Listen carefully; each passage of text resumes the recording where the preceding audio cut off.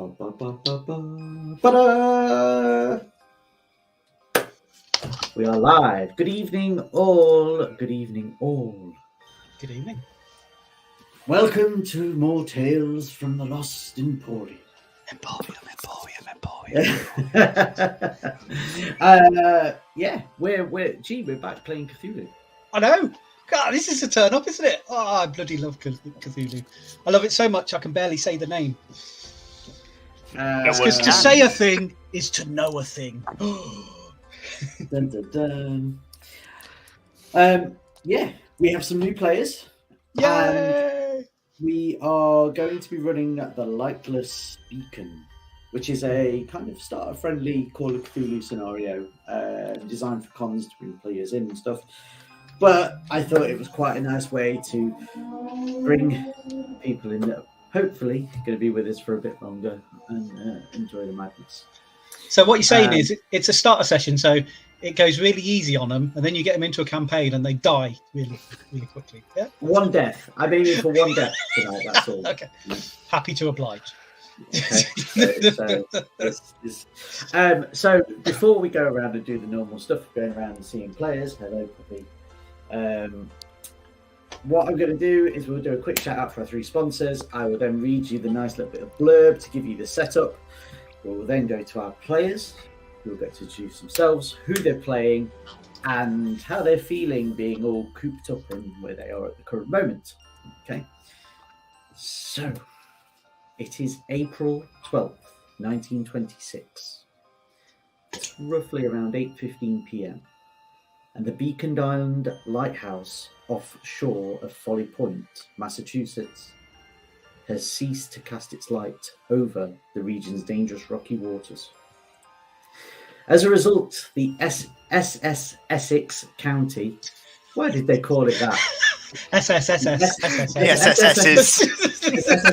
County, a mixed passenger and cargo vessel on which you are all travelling to Rockport, has foundered on the rocks and incurred considerable damage to its hull.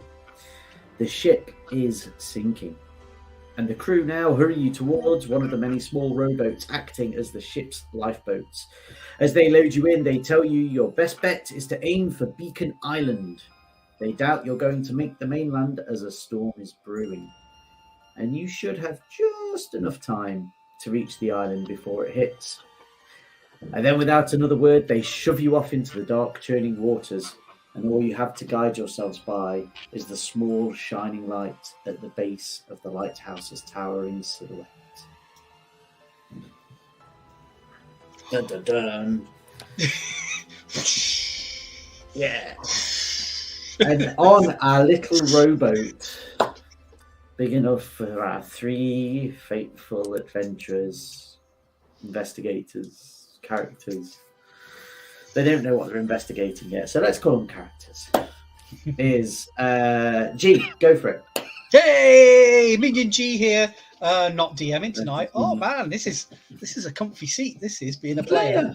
And I've said for many years now I'm an awful player. So Bushy's got to put up with me. No, I'll be nice. We've got new people. I swear. Scout's honour. Tonight, Matthew, I will be playing Albert Bassingham. Yes. Procurer of fine antiquities to only the very most discerning of gentlemen in the UK. Yes, I'm here. My good friend George he sent me a letter recently requesting my help with some matters to do with procuring items, shall we say, my particular area of expertise. So I've decided to come on this quite shoddily made SS Essex. Gosh, shocking it was. I mean, I would have chartered a private one if I could have, but I thought, well, there's other people on the way. I don't want to embarrass them in any way, so I will slum it just to show willing and not embarrass George when I get there. And yes, we'll see how things go for Albert. He's got a good eye for appraisal, so let's see what happens. Wonderful. Thank you, G. Mr. PJ, hello. Out of your wrestling slacks since the last time you joined us? Indeed, yeah. Oh no, I was here for the Halloween one. No, the You Christmas were? one shot. Oh, Yeah. Yeah. I forgot that. And my rolls went just as well then as well. However, tonight I am joining you for Call of Cthulhu, a system that I'm sort of knowledgeable on-ish. I'm probably going to make a lot of mistakes, but there we are. It's all learning. That's But it. tonight I will be joining you as Dolores Montague, a fine young artiste debonair, Southern belle, living off daddy's inheritance money. And she's finding herself, a little perturbed by the sinking of the SS Essex. And she's put somewhat at ease being in the company of such fine gentlemen as these two. Wonderful. Very good. Very good. I have to remember now I'm in control of this not to remove people rather than just exit the solo thing. Every time I hover over it and I'm like, no, don't remove. Don't remove. I hate trying to run it, and it's too much to think about. Cool. And last but not least, Tom, how are you doing? So this is all a bit bewildering. Brand new to this. This will be my first time. I'm playing as FBI Special Agent Kurt Temple-Smith. And I'm currently on my way to meet a fellow undercover agent that can get me out of the hellhole that is Rockport, which I'm currently based in. He might have some evidence of smuggling or some sort. No smuggling going on here. Okay. Awesome. Thank you very much, guys. So, as we dive further in, let me see if I can also add in now the Call of Cthulhu, the Lightless Beacon. Ignore Dolores' failed own English roll there at the side that you'll also. That's just as we were prepping things nice. up. I should, in theory, go and do that, but then I'm controlling two different things, man, and it's a Wednesday. Come on. Okay. Put glasses on. These are not real glasses. They're character glasses. That disappoints me, knowing that you actually have to have glasses. I only reading glasses, but these ones are fake. The real ones aren't as good. Hang on, I'll demonstrate. I work in the optics industry now, so these are boring. Look at that. Welcome to Show and Tell. There you go. These, if anything, make it worse. To see. Yes. But they look fine. Oh, Sherry, I would love to share him. He's curled up at the bottom of my feet. You've just put a thing up about puppy tax, but I'm not going to disturb him just yet. So, gang, you are in choppy waters. It is pitch black, and all you can see before you is a very glim light, faintly off in the distance. I would first like to ask someone, or all of you, in fact, to make me a spot hidden roll, if you can find that on your character sheets. Quality Cthulhu skill, that is. The sheer excitement at a success. Utter failure. Oh. Should we point out for regular D&D watchers that Cthulhu runs differently? So it's a D100 system. You have a number in the skill, and you've got to roll under it on a D100. You have. And there's different levels of success. It's very good. And different levels of failure. I know. Excellent. But we do have one success out of there. So Dolores, you have passed, and you were able to see a silhouette poking itself out of the water just as your boat hits into it, rowing away. takes you a little bit of time, and you can see this as you've kind of slowed back off and come back to it. It feels metal if you've reached out to touch it. You can now give me a knowledge roll. Okay. Oh, a hard success. Beautiful. Okay. He's doing it when it counts. So you know, probably from your travels, that this is from another ship. It's a part of a ship there, and although you can't quite remember hearing of a wreck around these parts, it also hasn't been here long enough for it to gain any barnacles or weathering on it.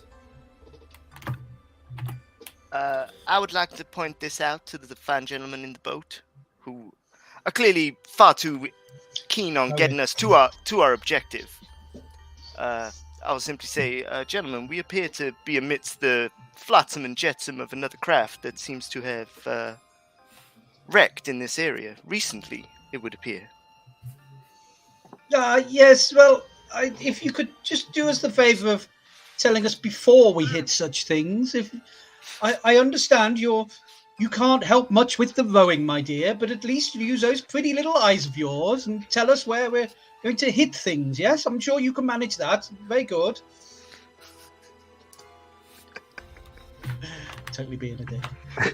Okay. However, for you guys to get yourself away, I would need, I suppose, in fact, let me ask a different question. Who's rowing this boat? I'm definitely bending my back to the oars. Okay. In which case, newfound captain, Aye, aye. make me a pilot boat roll. I've got something in that. I saw it earlier. Oh, yes. The mighty 21. Let's see what I roll. Duh, duh, duh. He gets a 94 against a 21. Ouch. I mean, which part of these wooden sticks are you supposed to dip in the water? We're just going round and round and round. Round the metal. Just circling it. Yeah.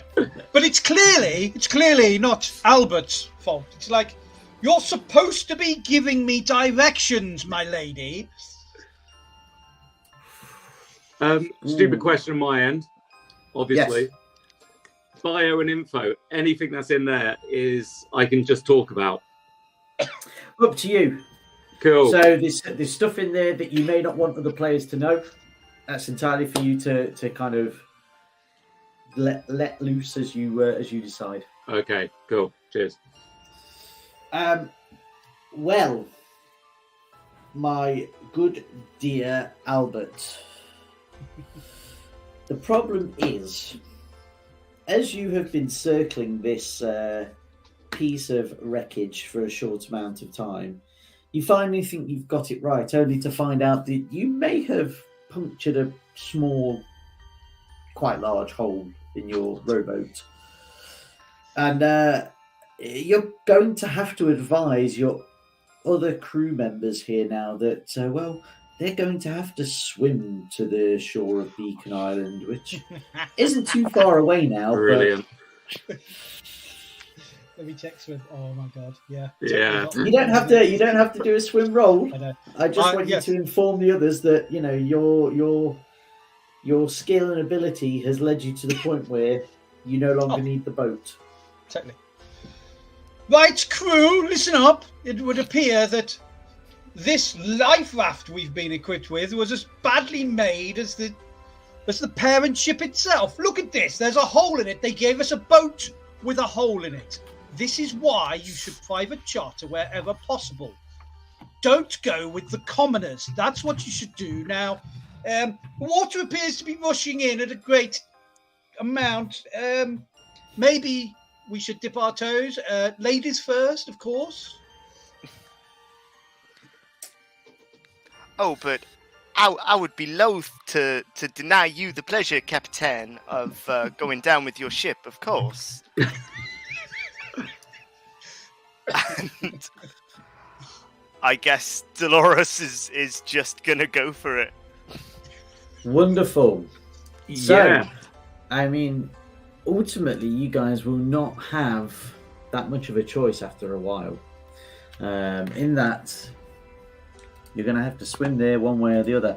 I won't be. So now, what I would do if I was G is make you all do swim rolls. And thus, depending as to whether you drown and die horribly and sink to the depths, or you made it to Beacon Island. But however, what I do want to show you and what you guys will see on screen is a brief map of the surrounding areas. So to give you an idea, on the left you've got a zoomed out area there, which I can show you around here. So you've got Innsmouth, Ipswich, Essex, Arca, and Rockport. And then over on the right, you'll see Beacon Island right off the edge of Folly Point there. And that's where you guys are going to. Okay. So then I will move you up. Ooh. To Beacon This is all Island. very posh. Yeah, I've even got a bit where I get to actually look at it, and I've got all the GM stuff written on. Secrets. Yeah. Hidden knowledge. So, you splash around, and for a moment, you're pretty sure the petticoats are going to weigh poor Dolores down, but They create like an air pocket, so it sort of floats for a little bit. You'd like a hovercraft for a short I open time. my parasol and just sail. Just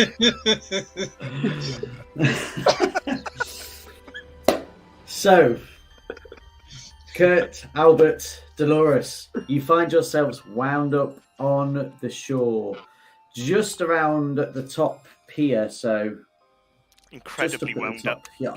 Hmm. And from there, ahead of you, you can see a small trail leading off towards the lighthouse. There's lots of foliage around and rocks, and a sudden gust picks up, and you feel like the night's got a little darker, the cold that little bit sharper. Now, it could just be that you've just come out of a freezing sea, but you're pretty sure you need to find somewhere to dry off now. So, do you head over? Where would you like to go? What would you like to do? Well, gentlemen, based on the fish that I'm currently keeping alive in my britches, I would quite like to find somewhere to dry off. Yeah, I agree with the lady. I think we should head in, towards the buildings, the lighthouse itself.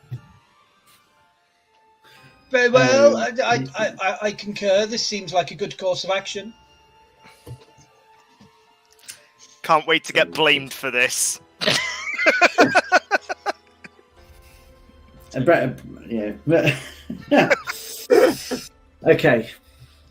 So, as you head along a narrow dirt path, which is hemmed in now by the long grass, you hear a faint churning of machinery just off in the distance. And a short walk along the path brings the investigators to a lighthouse cottage entrance. So ahead, its front door is held slightly ajar, and a steady glow can be seen from peeking its way just through the crack in the doorway. Either side of the doors are windows with some thin curtains drawn over both, and the light shines through on the left-hand side. Now, before you approach that lighthouse, I would like a spot hidden roll from you all, please. Ooh. Of course I failed. Oh, Oh, shit. Nice. Amazing. That's a hard success. That's really good. Yeah, I rolled it twice though. Oh, Okay. But a success still. Okay, Yeah. excellent. Okay, so in keeping with Kurt, I was going to say Keith then, and I thought I got it wrong. And I had Kurt. Good. In keeping with Kurt's role as, or that you guys may not know, as an FBI agent, he notices those small details. And just outside the front of this lighthouse cottage, where the doorway is, there are footprints. Now, those footprints are animal-like, quite small, and they're on top of some boot footprints.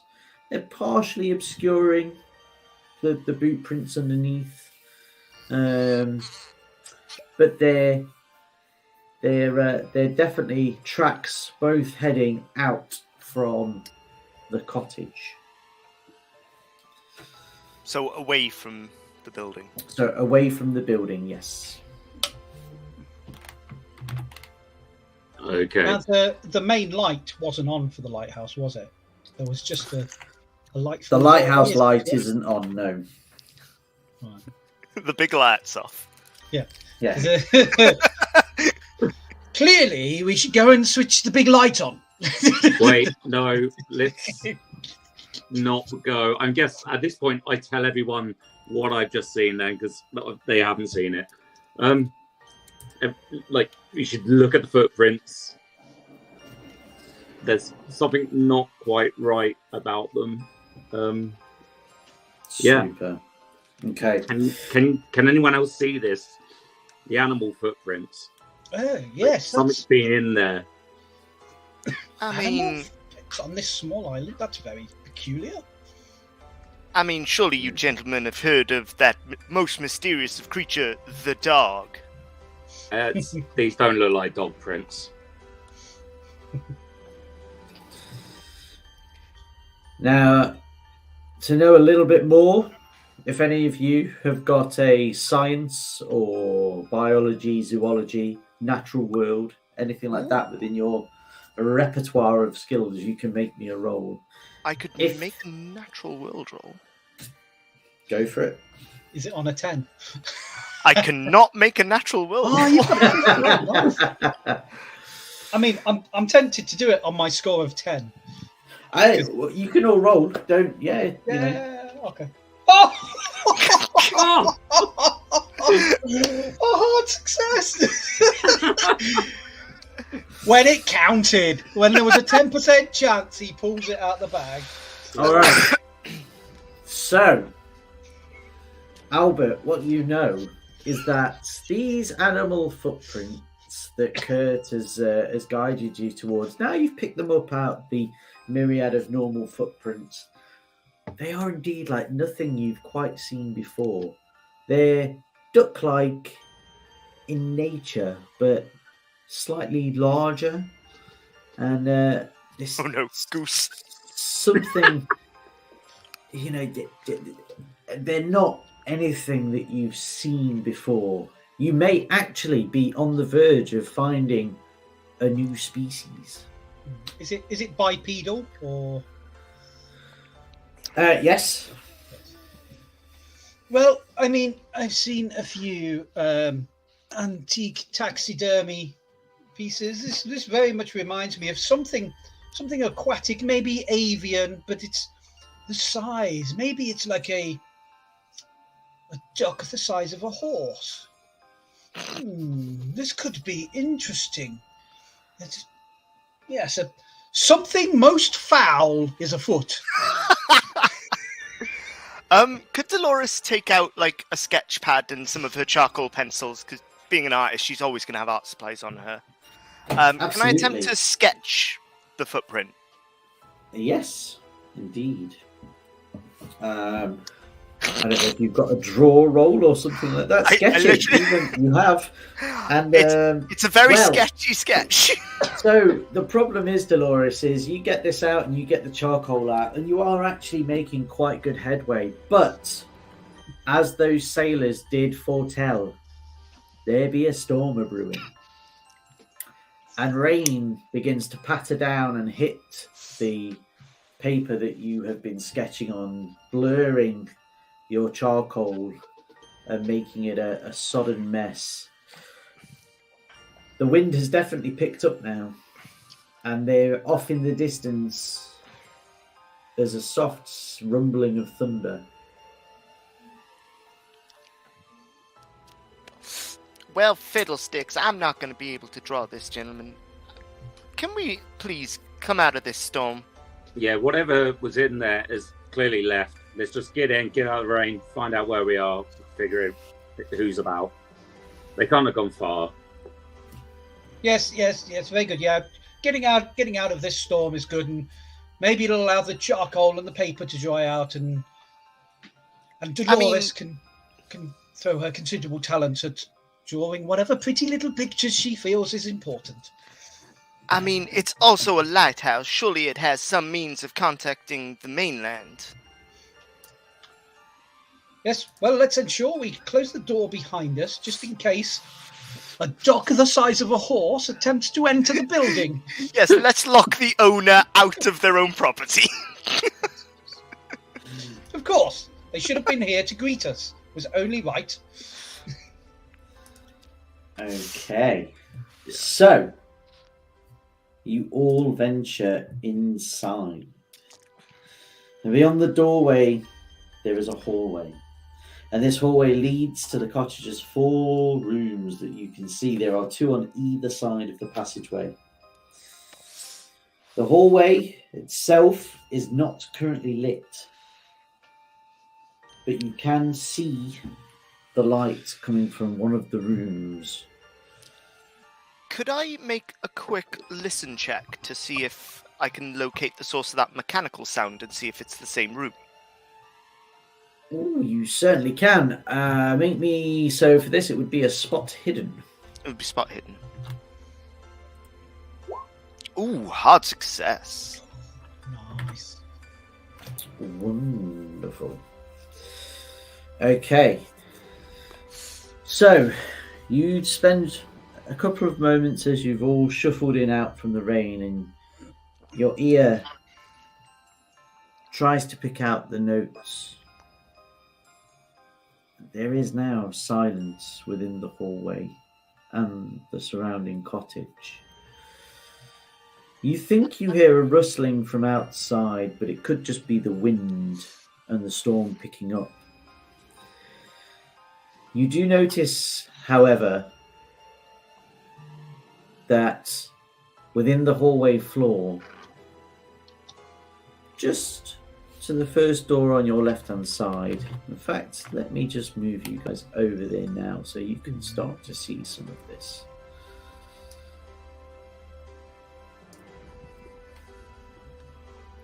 Oh, Okay. maps. Ooh. Let me do that. Okay, good. So, what you will see then is that room 4 for you, so this down here, is where the light is coming from. You guys are situated just where the 1 is, so just inside room 3, the hallway. And Dolores, what you have picked up with your hard success, despite the gloominess in the hallway, is that there are what look like 2 bullet holes just kind of gouged into the floor.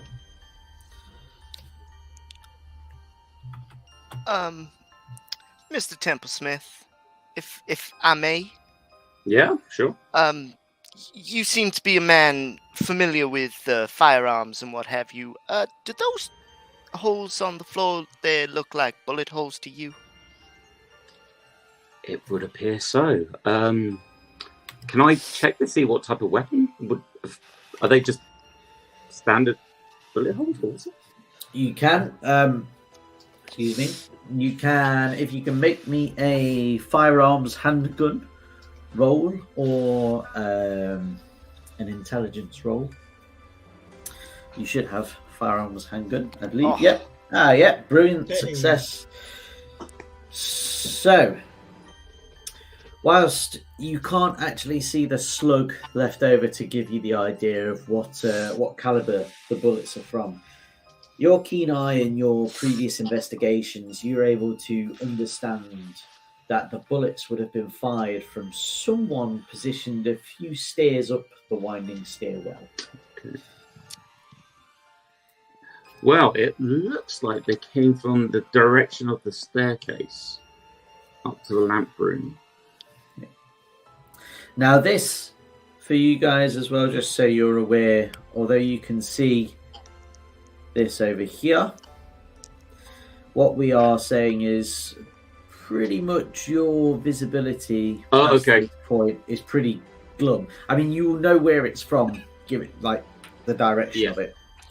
But in terms of the actual things you can see, that's it's all going to be pretty dark for you at the moment until you go turn a light on, go and find something. Well, it appears then that these bullet holes came from further down the corridor, shooting whatever was departing. So maybe our mystery creature. So a parting shot of sorts then. Well, Yeah. that's interesting. Very well. Well, let's not dally. I would like to push through and go into the room on the left. So it's a single bullet hole, not duck shot.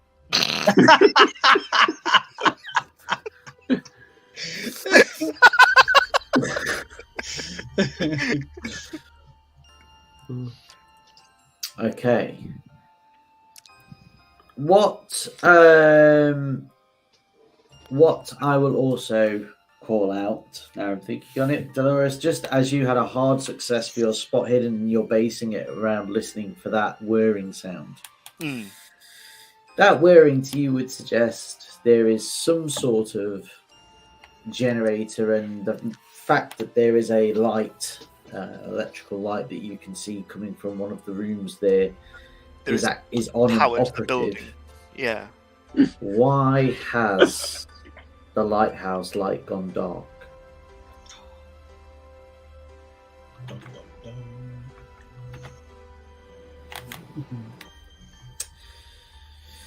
So, our investigators now, we are faced with, you are, as I say, just on the verge of going left into the study, which is room 4 for you here.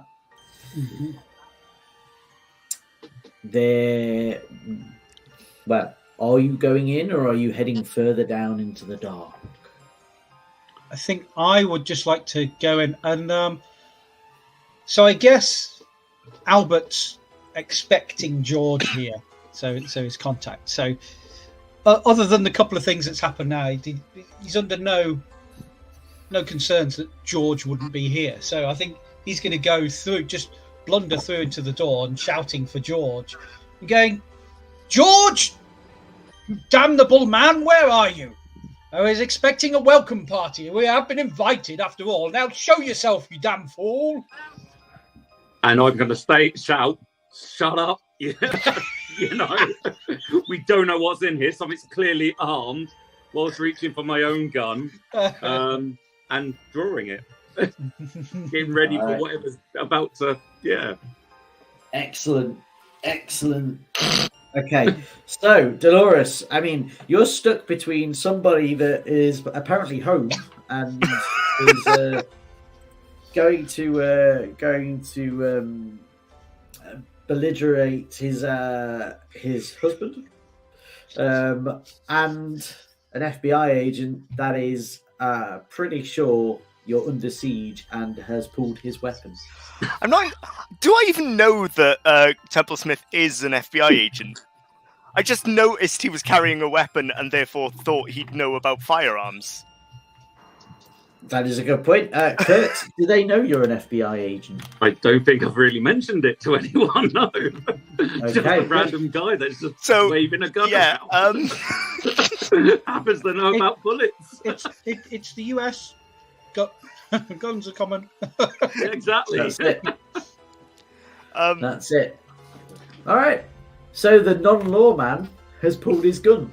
Maybe on you. Who knows?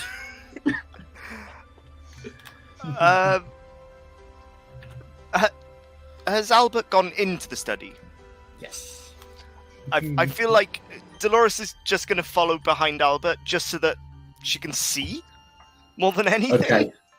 Okay. And I'm just going to Cool. shout, wait, and follow them. I All right. rushing, trying to stop them. But I'm a bit late. So Kurt's taking up the 6. He's ready to shoot whatever has mauled Albert in the in the study as you guys have opened up the door and gone further in. So this study, reasonably furnished considering it's a beacon lighthouse there. So you have there's 3 armchairs kind of centered around the middle of the room. There's a small table to the left of the doorway. So here, where the bigger table is, it excuse me. There is a not a vanity, a roll top writing desk. Yeah, like a bureau. Yeah. Yes. Okay. A federal bureau?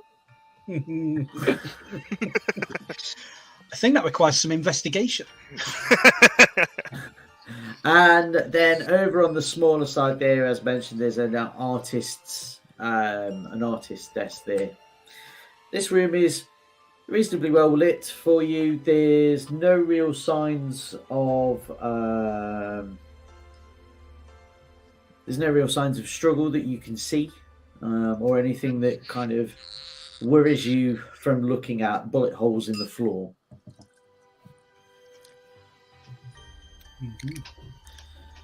I feel Dolores is going to instantly be drawn to the artist's table. So, as you head over, you can see that there is indeed a stack, kind of a neat stack of paintings with a recently finished watercolor painting sitting on the small easel there that's on the table. The piece there seems to show a window with a dark shadow with wide eyes leering through a glass pane. And as you turn to discuss this with your fellows, you understand that that window is the same one that you're looking at now, just ahead of you, behind your fellow investigators. Can you make me a sanity roll, please? Is that just Dolores or all of us? Just Dolores, yeah. Just me. That's a success And on it's a a 35. pass. Wonderful. Ooh. For a brief moment, those eyes are in the window. That figure fleets across. You blink and it's gone. You're not quite sure if it must have just been you understanding that what they were painting was the window there. So, other than that, as you go through, there's a kind of a mishmash of other paintings and bits and pieces. If you want to make me a painting or an arts and crafts roll, Yeah. I can either do art Painting or history or sketching. painting. any of those, sketching, painting, art history, whichever you would like. Painting, wonderful success. success. Okay. Now you've been stood there in this brief moment before you've kind of uttered anything to your friends now. Maybe friends under duress, we'll see. Acquaintances. Yeah. You understand, known by the brushstrokes, that this painting was actually finished in quite a hurry. When you can, now you've picked up some of these other paintings and you can see it really does lack the care and finesse of the other paintings on the table. There's missing bits, there's parts where they've quite clearly, you know, from a very non-artist perspective, you've coloured out the lines. Because honestly, I couldn't draw a stick man, so I'm not even going to attempt to describe things with that. But needless to say, you know that there are some very bad things. As you're flipping through these watercolours, there is one more image that grabs your attention, and it features a nearby thicket with the lighthouse in the background. There's one or two small other buildings that can be seen in it. And in the darkness of the path leading to this thicket is the silhouette of a man. Now, unlike the first painting that you saw, this one actually has been finished. It has a date. It was February the 14th, 1926. And there is a corresponding rough sketch, the previous day's date in the sketchbook.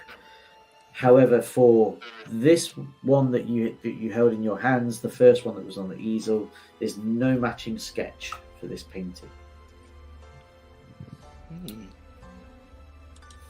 So no pictures of a duck the size of a horse.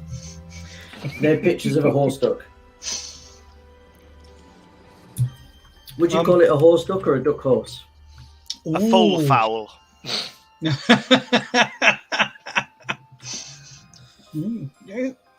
I'm not sure. I would probably just run away without considering a name. So A fake you drink. can share. So I assume you share this information with your It's a acquaintances. malady. Sorry. Yes. That's the best one. Unfortunately, I can't even give you inspiration in these things. I'm certainly not giving you any more luck. So, Yeah, I'm going to point out the first the cited image with the constructive sketches and things, the fact that it's dated, the fact that it's of an outside perspective from a nearby thicket, and that it's done with care, and then point out sort of the hasty, sort of almost haphazard brush strokes of like this frantically painted image of, and obviously compare it to the window. I would. Well, Albert is. It's not an antique picture. He's just not interested. So he's going to leave her to her pretty pictures, and he's just going to literally turn his back on her and go over to the bureau because Albert wants to get hold of some paperwork, and the bureau seems like a good place to find it. So yeah, the date on that picture, it seems to align when a passing vessel vanished around this area, and I'm guessing that's probably actually part of the wreckage that we saw earlier in the water. It was around early February, so I'm wondering if they're connected. Are you saying that out loud? Yeah. I'm quite intrigued. Yeah. I'm just giving some information that I know about what was going on around here at that point. So it would appear that this is a fairly common sight for wrecks. It would seem so. However, gentlemen, as I'm sure you can appreciate, we are currently illuminated, so this building has power. Which begs the question, why is the big light off?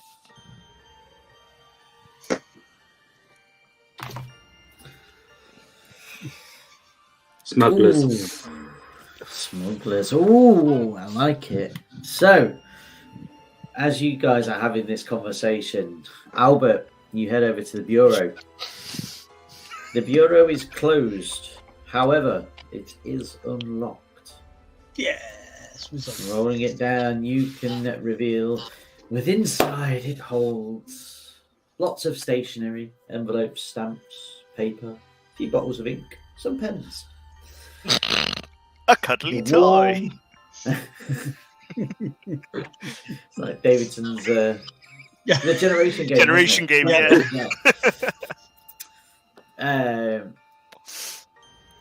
There is a still warm, half empty mug of coffee. And strewn across the desk, there are a mess of invoices for coin appraisals from a variety of Rockport antique stores. The quotes generally range there from $2 to $5, and they're all dated late February 1926. Very good. Okay. I will gather all of them up and stuff them inside my waistcoat. Okay, very good. So as And you're then I'll flicking happily, through- I'll just pick up the coffee and start drinking from it. God damn. Wow, no shit's given from this guy. Can I fill in my encounters with strange entities for that? Just... I mean, this says all you need to know about the type of person he is, right? I was about to say, can I else tell him not to? Say what? I've just seen you hide something there, mate. Put it back. Oh, I want to see. It's boring paperwork. I still was, waving my gun, and I'm going to Okay, flash out my badge. And I will show you. Now I'm going to tell you I'm FBI. Let me It's just see what you just found. It's a list of very boring invoices that I thought were cluttering up the table, so I'm attempting to tidy the place. Let me see them. I will hand over a few. Interesting dates on there, I'm sure, from what I heard you muttering about earlier. So one of those that you hand over is a letter from one of the further afield universities there, and it says, "Dear Mr. Cassidy, we're very sorry, but all of our research has been unable to identify or determine the origin of the coins described in your received correspondence.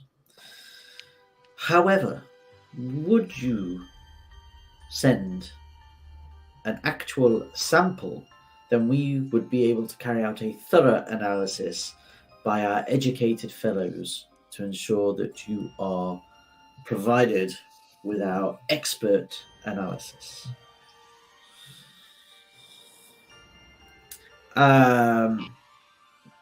Kurt, I'm not going to make you use a library roll to kind of spend some time, but between the two of you, if you get on, if you kind of work out that actually, again, through an investigative procedure, that you can see that these letters are kind of in a chronological order. The first ones that you find are dated from March the 8th, and the latest is April the 2nd.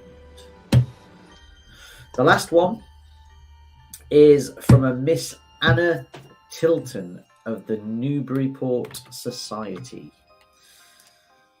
Now, let me see if I can do this for you, because ta-da, you should have pop up Yay!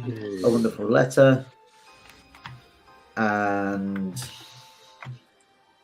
now the question that I have is, does it actually give me what is on the letter?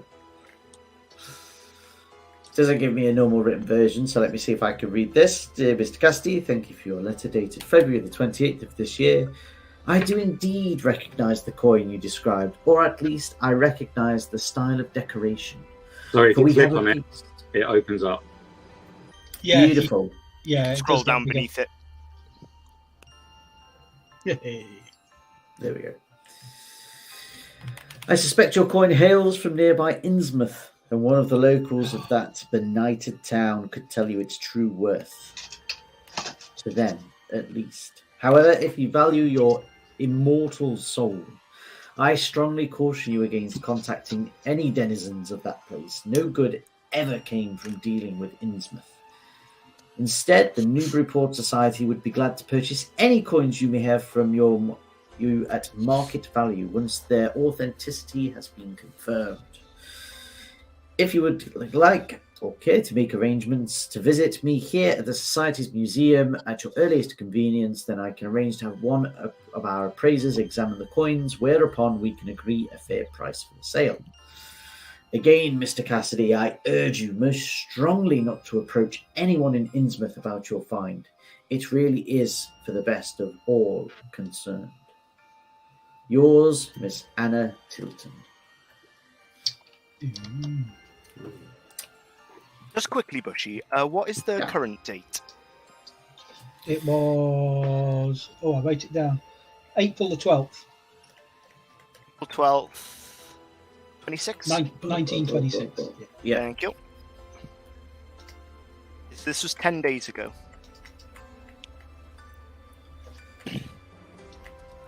Okay.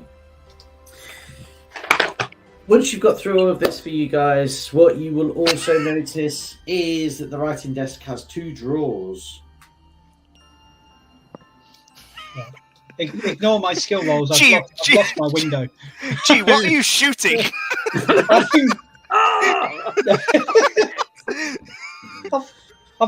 lost my character window. Oh, I'm gonna have to close it. Oh. Damn it, technology. Curse you. Where was it called? Okay.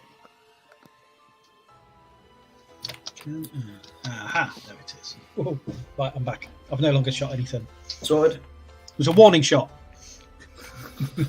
I'd like to think Albert's not actually got a gun at all, but he's just... No, he hasn't. With his fingers. I was like... And he's gone... Pew! Well, yeah. Well, if he's going to shoot his absolutely gun, right. then I'm blasting away. Oh, God. I mean, this letter is of grave interest. So, well, now I can see why George wanted me to come here. He's clearly got some interest in coins of antiquity or unusual coinage of somewhere. Sounds like he's got some. Did anybody see any lying around? Still sipping from the coffee. Oh, by the way, this coffee was warm, so someone isn't very far. Drinking another man's coffee. That just blown my mind. I feel like So I need grim. to make a sanity roll disgusting. just for that. I'm happy to make a sanity roll for that. Make a sanity roll. It's Right. decaf. Do it. Do it. You're drinking. You don't even know if this is George Cassidy's coffee. Make a sanity roll. Oh, God. Jeez. I mean, I clicked it.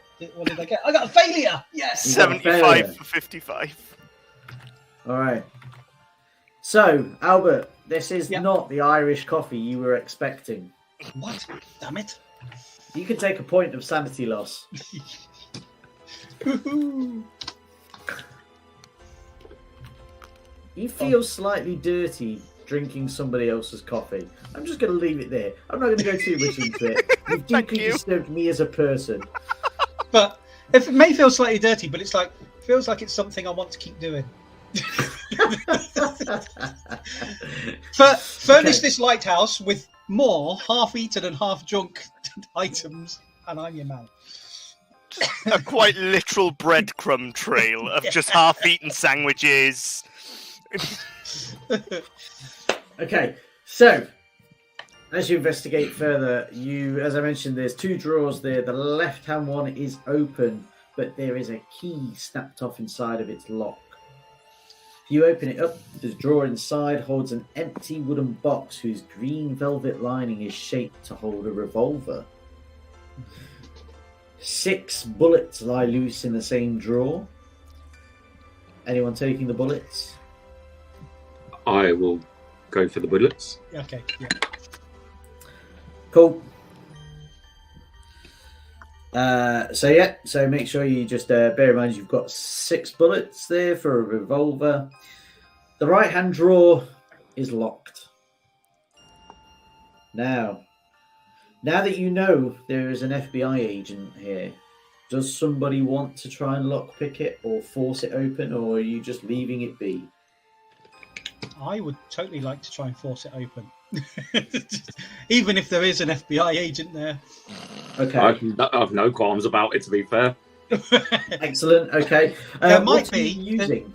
there might be a half-eaten biscuit in there. Exactly. What are you?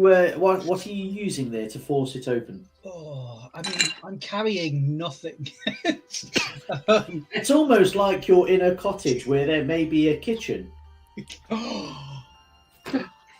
I was going to say, given that I'm by the art table, which is literally adjacent to a door, not to meta game that this is the kitchen, but I was going to just open and peek and use the light from this room to sort of... I mean, you cast it. guys can turn lights on.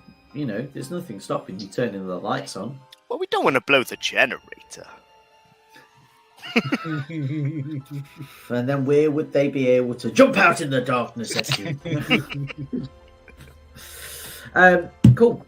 So yeah, so you can, your very brief look into the kitchen, you can see as you look straight for something like a kitchen knife, a butter knife, something like that you could maybe jimmy a lock with. How you know that? That's for another story. But A lady see never across- tells. Exactly. But across the kitchen, there's a few dirty plates. There's a sauce pot in the sink. There's some other bits and pieces there. However, you can quickly find one of the drawers, and it does indeed have a small, so 2-3 sets of cutlery, and you can send over a kitchen knife. Whoever is going to have a go needs to make me a strength.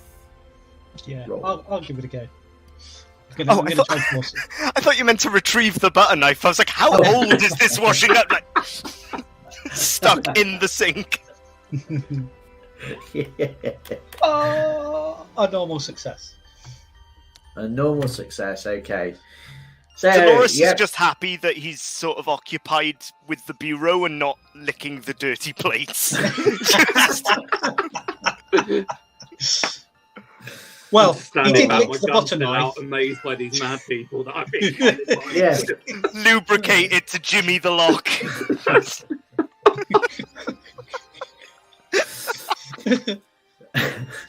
So you hear the click, or probably more aptly, you force the knife in, and the drawer pops. Inside that drawer is a small journal. For you, Mr. Albert, you recognize George Cassidy's handwriting on this. In the journal, there is a rough sketch of an obelisk on the journal's cover. The same image there on the back as well. And the last entry cuts off as if Cassidy was interrupted while writing it. Now, I have another handout for you.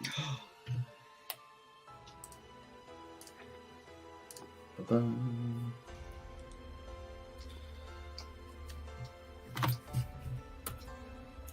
Okay, so out of these there are a whole bunch of entries there, which if there's anything that you guys pick up on, you can mention it or not. A very quick synopsis for those of you that may be watching is that they have found something on one of their walks, and it's a coin.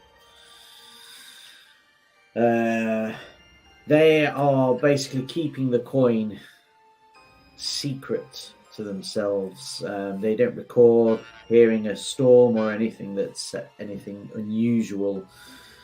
However, they're trying to find out now more about this coin. Let me know, chaps, once you've read through it all and you're happier, if there's anything you want to discuss. I can, as I go on this, bring this up. Here we go. I didn't get that far. I was just like, it's in illegible handwriting. I gave up on it. Yeah. Yeah. George was never the neatest writer.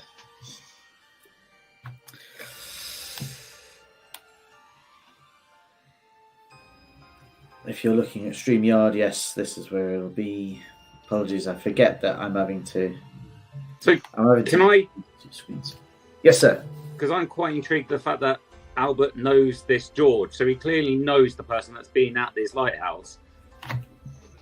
Bang And on, I want to my ask friend. him about that. So, you know this person, and whose tea or coffee you've been drinking. It's clearly Yes. something you're involved with. No, we're very old acquaintances. I used to run on the other side of the law, but I decided that I should mend my ways and cater to only the most discerning of clients. So therefore, I turned over a new leaf before I went too far down a dark path. Right. Now, from those So times, what's that got to do with this Cassidy? George Cassidy reached out to me. He wondered if I was still interested in unusual artifacts. He knew Okay. I have a hand in the antiques and always got an eye out for something unique. I have many clients that are after that certain something that sets their collections apart. So I'm presuming it's a coin by what we're reading through here.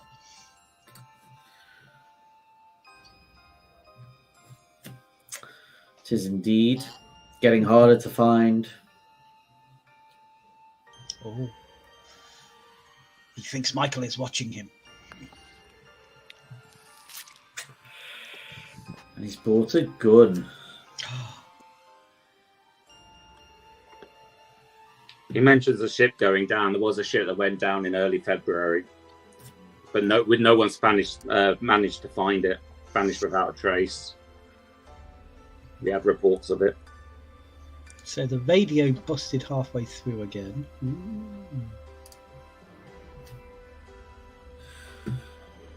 And then the last entry. Oh, Bushy. Yes, sir. A small point. You said that the previous painting, not the hastily done one, was signed by the artist. Did I say it was signed? You said it was. Ba, I ba, think you said it was ba. signed and Hold dated. on. Let me get back. Back. Sorry. Back. No, it's fine. Ba.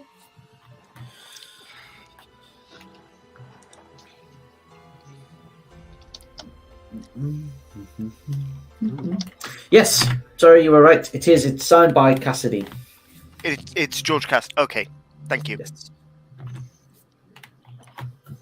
Oh, didn't take, but Smith didn't take his paintings with him. Can I ask Albert? Do you know who this Michael is that he's referring to? No idea. I only know George, like I say, from way back. He had a knack of getting his hands on things and getting them in and out of places for me. Okay.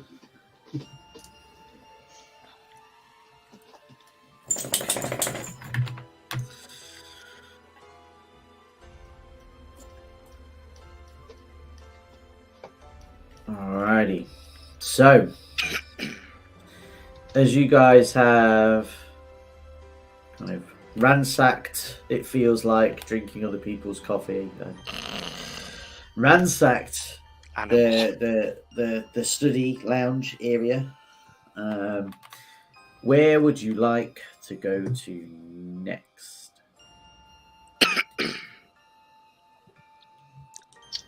I mean, I know where Albert wants to go, but I'll wait and see where everyone else wants to go. You want to go to Dolores the kitchen, very right? quickly shuts the door to the kitchen and just.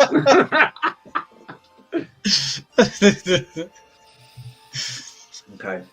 I'm going to step out into the hallway and make my way to the bunkhouse. Okie dokie, so across the way. Are you turning the light on in the hallway? Yes, I will. Okie dokie. So, as you head out, You flick the light on, and as you've already walked in, we'll come back to a couple of other bits very shortly. The first thing that you will notice is that there is spattered blood leading from the kitchen door to the stairs. So this is the kitchen door further down, which is kind The of one in the corridor. just before the stairs. Yeah, that's correct. Yeah. Second left. Yeah. So there is a blood spatter that goes from the kitchen to the stairs. If you can make me a sanity roll, please, sir. Oh, nice. Stay insane. Wonderful. You are very comfortable there with this being an FBI agent. You've seen blood before. I'm going to go over to the blood and touch it with my fingers and see how fresh it is. Taste it. Oh, what? Taste it. You're an animal. This is Okay. betrayal. Like, But you head over there, and the first thing that you see in the blood as you pop your fingers down is actually a glint off of one of 3 gold coins that are lying discarded within the blood. The blood is still wet. However, it's cold now. Yeah. Not like the coffee. I'm One- going to slowly open the door to the kitchen. Okay. See who's in there. And shout Wonderful. that, I found something. Excellent. I'm clearly heading to the kitchen. Okay. And are you going through the study door? Yeah, through Or the are study you- door. Okay. I Dolores, will- are you going I will- also that way?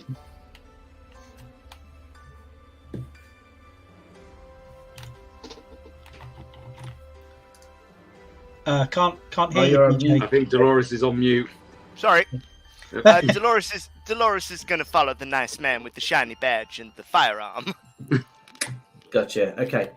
So you will get there at the point that he's opened the door and kind of gone to step forwards into it. You haven't seen.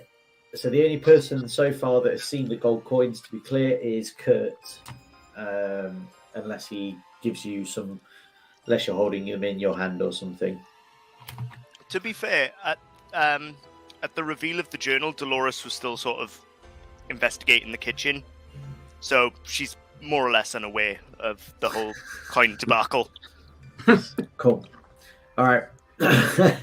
So you guys get into the kitchen. So the first thing that Kurt that you will see is Albert licking plates. Getting them clean. God.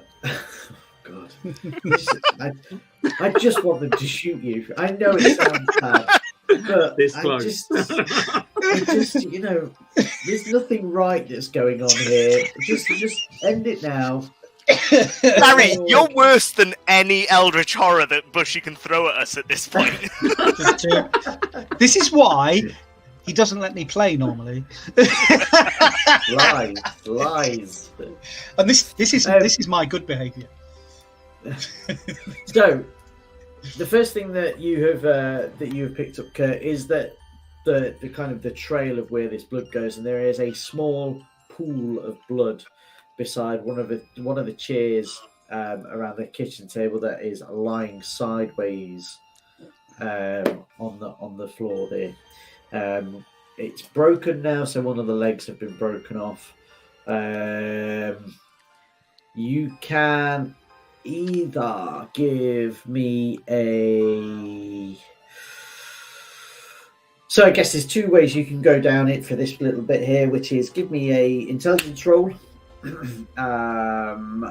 for the scenarios you can see, or if you want to know anything about the blood pool, and kind of how long it's been there, stuff like that. It'd be first aid or medicine. Okay, so I basically want to check. I'm going to go over and check the stool that's been knocked over, and look at the sign of struggle. See if I can tell what happened, I guess. Wicked. Give me, if you have investigation, it may be, it's not really spot hidden. So if you don't have a skill that is investigation based, I would say give me a straight intelligence roll, please.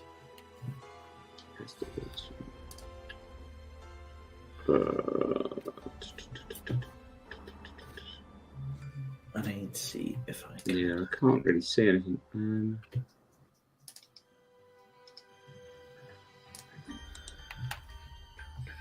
There may not be one, to be fair. I went intelligence. Okay.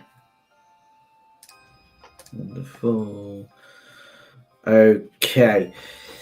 It's so looking at it. You wanted a puppy tax for those that want a puppy tax. Yay! He's been a bit needy today. I don't quite know why. I think he knows he's going for the snip. Yeah. So, go on. There you go. So, It's very cute. with your roll, Kurt, what you see is exactly as you kind of mentioned, the signs of a struggle. You can't quite tell if the chair was somebody was sat in it and they were knocked over or shot or something, or if it was kind of broken amidst the struggle. There isn't really too much there to give you that understanding. You guys now both can see what Kurt is looking at, either from whether you've turned the light on or not. The light from the hallway is also going to be exposing this now. Do we need sanity checks for seeing blood spattered everywhere? Sure. Why not? Why not? Thanks, G. That's all right. Oh. We're supposed to lose sanity. It's all good. It gets really fun when you lose a lot. I'm gonna lose sanity if I keep seeing you licking. I mean, there's more stuff to. No. I think what I would like to. Did you say there's like a chair leg broken off? Yes. I would like to pick that up and sort of heft it in my hand, thinking about personal defense now. I mean, I could grab a knife, probably from the kitchen, but I think a bit more distance with a chair leg. All right. Cool. Yeah, man. You rather than pretending to shoot people, you've now got a chair leg which you can waft dangerously at people. Waft. Well, he's not going to swing, is he? He's going to Yeah. So, Kurt. So I missed that Kurt got some coins. No, I haven't picked them up. I've left them in the blood. Which is going to cool. go on my next point. Is I'm going to start telling everyone to stop touching everything. This is clearly now a crime scene. Stop picking things up and licking them. I would now like to look around the kitchen for some food. Has the sight of blood made you hungry? I'm not. Yes, totally. It makes me think that blood's going to leave my body, so I need energy in order to counteract the feeling of vital fluids leaking out. Okay. So you just basically want to have a bit more look around the kitchen. What are you doing? Are you all avoiding the pool of blood that's there? Like, are you stepping over it as you look round, or Is this the pool of Yeah. blood in the kitchen or the pool of blood in the doorway to the kitchen that so Dolores this is currently if stood you in? think, so if you think that so from the hallway into the kitchen, there's kind of a blood spatter that's gone round, but the main body, the main body pool of the blood is in the kitchen. Okay. So it wasn't pointed out to us that Dolores is stood in the spattered blood of the doorway. She's not noticed the coins. Okay, so there's those there. In the rest of the kitchen, there's really not too much there that kind of goes around with it. Like I said, dirty plates. You can see now that there is a wood-fired stove located in the far corner. That is still on or still burning. The kettle there that's sitting on the hearth next to it, that is still warm. Does it have water in it as well? It has the dregs, so not quite enough to make a full cup. Damn it. I was going to make everyone hot beverages. It's good for shock. I feel I may never drink a hot beverage again. Lukewarm and somebody else's appears to be the way to go. Drink of water. Gee, your camera's frozen. I know, it keeps locking up. All right. Fair one. Sucks. Stupid thing. So back out in the hallway, Kurt, just so you're aware, as you turn on the lights, as I say, you've kind of gone past it, but what else you would have seen as you look back down towards the door is there are 3 coat hooks by the door, only one of which is currently used, and it has rather than a particular coat or anything like that, it has an oil skin over jacket that's hanging from it. There's also 2 pairs of galoshes that stand in a shallow tray just beneath the coat hooks, and there's space there for another pair. There are also 1 pair of indoor shoes which are sat beside the tray where the galoshes are.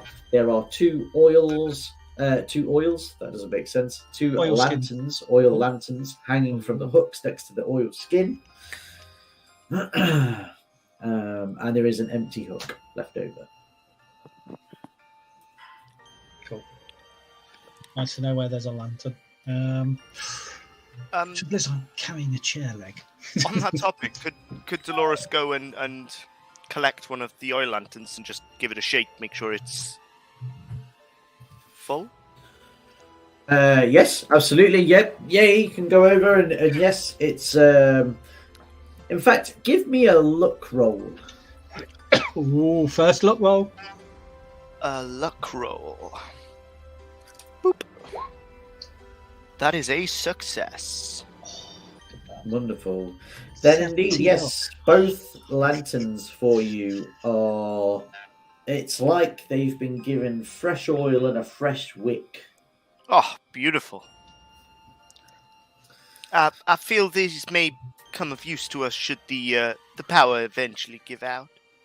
I hope you don't mind me interfering with your crime scene, Mr. Detective, sir. No, it's fine. Hold on to it. You might need it. What, both? I'm dual-wielding lanterns. Oh, yeah, you got 2. I'm now directing air traffic. I was thinking kind of you were going to be one of those people like, at Burning Man. There we are. I'll hand one to Temple. Wonderful. Okay. Next steps. Are we going to the bunkhouse? Are we going back outside? Are we going outside the kitchen door there? Can I kick the door? Seeing as I've got no hands, because I'm holding a gun in one hand and my lantern in the other. Yep. Can I kick the door to the bunkhouse open and check in there? Absolutely. Yeah. So you kick the door open and there is no one inside. However, there is, in this bunk room, there are 3 quite neatly made beds. There is a large pile of books stacked tidily in one corner of the room. There's also 3 cupboards, with each one holding some soap, towels, fresh bedding, blankets, etc., etc. There's a few items of clothing, different bits and pieces in there for each people that have been there. The interesting thing, I guess, for you guys, which I won't make you roll for on this, is each of the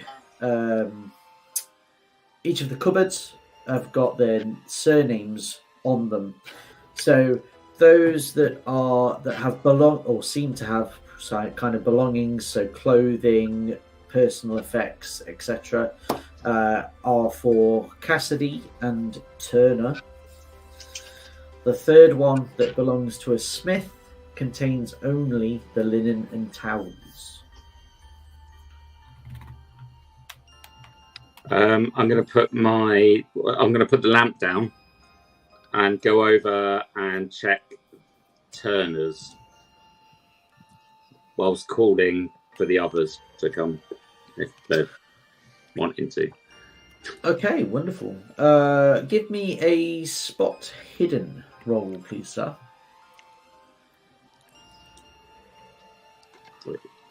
Oh, Beautiful. Beautiful. Okay. So, you spend a bit of time going through, and there isn't too much in the cupboard there, but you can root around the bunk of Turner. What you find is a gold coin, 6 loose bullets, and a pocket-sized notebook. Now, these have all been rather peculiarly stuffed inside of Turner's mattress. I say unusually. Probably unusually for the other two if they were present, whereas for the FBI agent, you may know where he may have been stashing things. Yeah, I want to look through the notebook. Wonderful. The notebook. So inside the notebook, you will have another little handout. Dun, dun, dun. Dun, dun, dun, dun, dun. It's bigger. Okay. George Cassidy, previous criminal record. Involved in smuggling. Lights on the water. A small rowboat. Found ship parts on the North Shore. I found a gold coin on the North Shore. This is bigger than just bootleg moonshine. What's going on? Smith said they saw someone in the trees and peering through the window. Men on the island at night. Croaking noise. Frogs? I need to sign off more letters. Just frogs. That's from now on, everything. Has to be with a question mark as well, right? Absolutely, right? Frogs? Every work email is now frogs. RSVP to a wedding. Frogs. Frogs? Work emails. Totally doing that tomorrow. That's going to be the auto signature. Frogs? Okay, I'm going to scoop up. I'm going to put the book down. Cool. Scoop up the bullets. Shove them in my pocket. So I've now got 12. You need an ammo belt. I really am. I'm loaded. Gary, Yeah. do you have your phone handy? Yes. Okay, cool. Oh, okay. So, yeah. So we've got Rambo. You guys. So did you both come in while Kurt was going through possessions? Dolores sort of waited a moment just to sort of see if Albert was following on, and then just lost interest and followed Kurt into the room. And seeing that he's rifling through one of the beds, I guess she'll probably do the same to one of the others. Okay. Probably Cassidy's, to be fair. Would you like me to spot hidden? Sure. Oh, a hard success on Cassidy's bedroll and belongings. Okay. So, what you find here are 3 more gold coins. Oh, god damn it. Ka-ching! It's like you've hit the jackpot. That up until now, Dolores has no knowledge of. By the way. So yeah, so 3 gold coins. As I kind of mentioned before, these gold coins are they are with an obelisk on the front and back. If you get a closer look at them, much like something else you may have seen. Wait, much like something else I may have seen. That was to the wider group, just to. Oh. But you may have seen it as well, or people may have been paying attention. I know you're do you referencing find? the journal, but obviously Dolores wasn't there for the reveal of the journal. Yeah. I'm going to bring the coins to the attention of our bureau agent. Yeah, I'm going to lower my voice and basically tell Dolores that I think Albert and his friend Cassidy are involved in smuggling, and I don't trust him. Well, I feel these may be safer in your possession then, sir. Thank you. Because Dolores ain't about to handle any cursed coin bullshit. So I'm going to go stick the coins in with the bullets in my pocket. Okay. He's a jangling. Yeah, and I'm going to go and question Albert. Can't Cool. wait for you to try and load a coin into your gun. Yeah. So throughout this time, you find Albert in the hallway,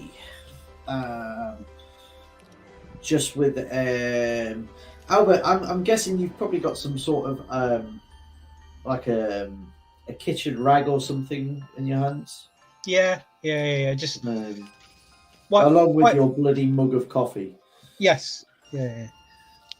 Well, no, I've put the coffee down. I've got a chair leg, and then it's almost like I've been using this rag to polish the leg, because it was a bit covered in maybe a little bit of blood, and I'll feel that'll slow down the swing. That is mahogany. Mighty fine piece of hickory. Swing away, Bessingham. I feel like basically you've just watched too much wrestling and you want to be Hacksaw Jim Duggan. Oh! This is okay. So yeah, you guys meet up, and there he is. So, yeah, I basically want to know what him and Cassidy were actually doing. I want to know about his past record, and I want to know about Cassidy's past criminal record, and if it involves smuggling at all.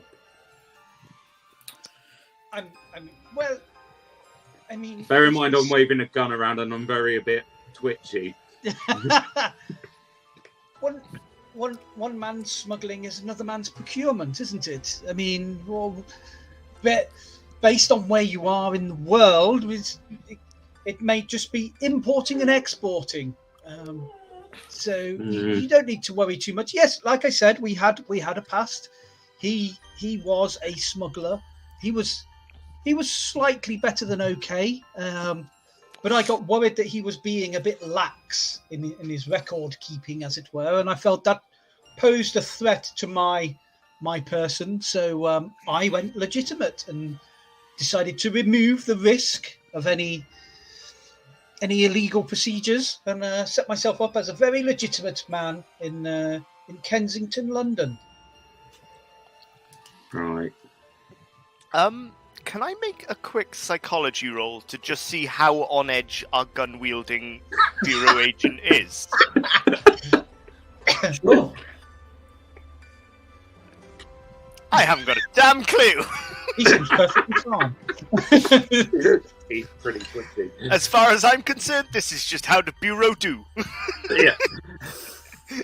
I want to ask.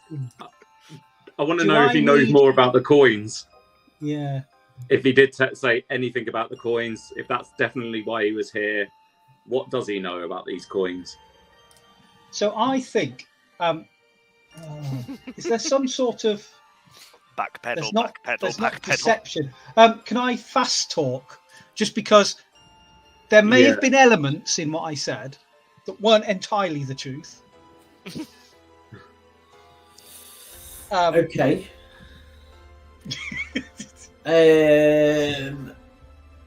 Now I need to look at people's characters. So,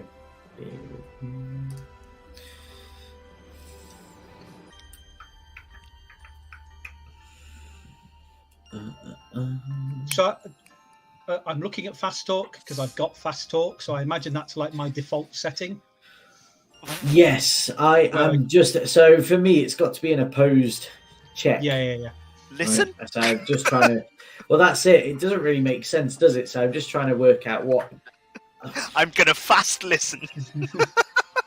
Psychology, maybe, to see if he's picking up. Yeah, If he's got maybe. it. Or investigate. Is that an investigate? No, there's not. Is it? No, In it's not. fact, what have we got? Give me what do you say if we base it on intelligence, which Okay. is saying that it's his kind of knowledge or understanding of people. Yeah. So if you're bullshitting him, basically. So when it's Success opposed by 10. rolls, it's whoever gets the best number of successes. Yes. So that's a success so- by 10. So I've got a single success. No, so in Cthulhu it's half and then a fifth. So to get a hard, so I've got a normal success because I've got under the number, but not by a long way. So Kurt, if you can make a straight intelligence roll for me. Oh, I believe you. Apparently, I think. Yes. So based on that, so what I would say is, whilst you still think he's pretty dodgy because it's not quite, although you're pretty close to an extreme failure, catastrophic failure, or whatever it's called in this edition is, I would say you still think there's something not right about him, but what he said to you makes sense from what you understand of like cons and con men and that kind of thing.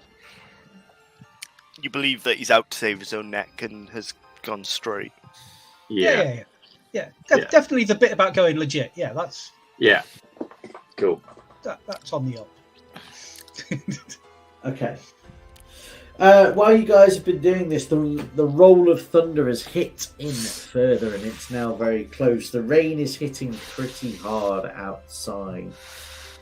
And without making you all make spot hidden rolls, there are noises and bangings and scrapings that maybe they're from the wind and something loose, or maybe they're something that's shaped like a horse and a duck coming in to get you all. Because apparently that's the scariest thing we've all got right now. Yep. Or it's just several Alberts all stood outside with someone else's cup of coffee, looming and just peering in. Because I think, At this point, I don't know what's worse. Can I listen to hear if there's any croaking noises? You certainly can. Give me a spot hidden, my friend. Just never-ending cups of coffee that are now just 90% Hard success. Amazing. rainwater. Okay. So this, you tell Albert to shut up from whatever he's rambling on at you about, and eventually everyone quietens down, and you think they are kind of just at the edge. You thought you heard it, but it's gone quiet. Like it's almost when you get that noise, and then when you try and pick it up and single it out, it disappears. It's like they know you're trying to listen to them.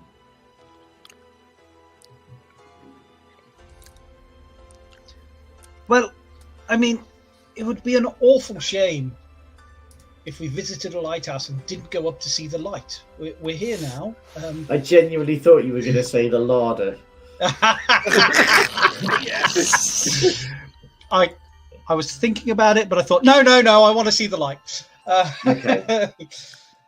So now that we Dolores, bless her little heart, has got us a lamp. Shouldn't we head up and? I mean, it would give us a good view of the island if we're after something in particular, looking for things. Do these lanterns have self-lighting mechanisms? Fortunately, in the 1920s, most of us smoked. So says That's Albert, true. lighting a cigarette. Oh dear. Yes. So no, they wouldn't be. But yes, you could find because the stove as well was still burning. So Yeah, there would be yeah. things that you could light it Um, from. So if are you all heading to the lighthouse? Or we into are in the lighthouse. Yes. Rather than the cottage. So the lighthouse, obviously, the first thing you enter is the service room. So as you climb the stairs from the hallway, you eventually reach the lighthouse's service room, which is located immediately below the main lantern room itself. This is 23, correct? This is 23. What? 23? No, 23 is much higher. This is. Oh, sorry. 23 This on is. the left.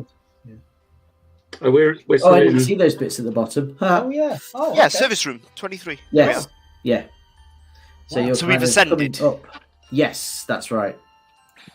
So you've gone up the stairs. If you think you've come through the hallway into this and then wound up the staircase up to the service room. So you are there. So, yeah, as I say, it's located directly below the lantern room itself. And within here, the mechanism used to turn the lamp can be seen mounted into the ceiling. And from the noise that it's giving out, it still appears to be working. There's a separate set of step ladders that lead up through a trapdoor into the lantern room above. There are also several boxes stored here, with each containing a replacement bulb for the lighthouse's beacon. There's a small workbench and a tool bag, and on the workbench itself is a log of the various checks and performed on the lighthouse, bits and pieces there. Does anybody have a mechanical or electrical repair roll or check they would like to do? I have a long shot mechanical repair. Yeah, I've got electric, mechanical. I'll give it. I've Yeah. So I'll any do of those? mechanical repair. A little bit of electrical with that. Yep. You guys can do anything. It's less to do with the actual. So you're not actually going to repair stuff. It's just to kind of look over the logs and see if you understand what's there. Going to have a look at the logs then. Okay. It means nothing to me. No. No. Okay.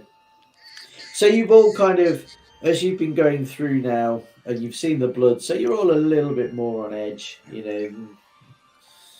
know. I'd like to think at the time that everything went quiet downstairs when you were listening out, and Kurt just thought he heard the croaks. What he actually got was a loud as Albert supped on a coffee. But yeah, there's, you can just feel now that slight tensing in your jaw. Something doesn't feel right. However, looking over the logs, as I say, for you, yeah, sure, they all seem pretty routine. Checked the wiring, checked the bulbs, did this, rotated, looked at the rotated cuff, blah blah blah. All hunky dory. Opposite the workbench with the logbook on is a table that has a radio set on it. However, a very quick and very unappreciative glance will tell you that it is in some state of disrepair. Does anybody want to try and repair? Yeah. Can I go over to it? You can. So, I will give you a cast of warning with this. There is one attempt. If you were to attempt to repair it and you failed, nobody else would get to then repair it. Okay? So I'm not saying that you can't do it. I'm just giving you a premonition that... I want to know, does anyone else know how to repair or fix one of these things? Nope. My good man, unless I could persuade it to work again, I feel this skill set may be damn yours it. and yours alone. I'm going to suck it up. You have luck. Yes. So, and also, just whilst he's absorbed in that, could I make an appraise roll, please? On the radio? Can you not flog our lifeline, please? No, on something else. Okay.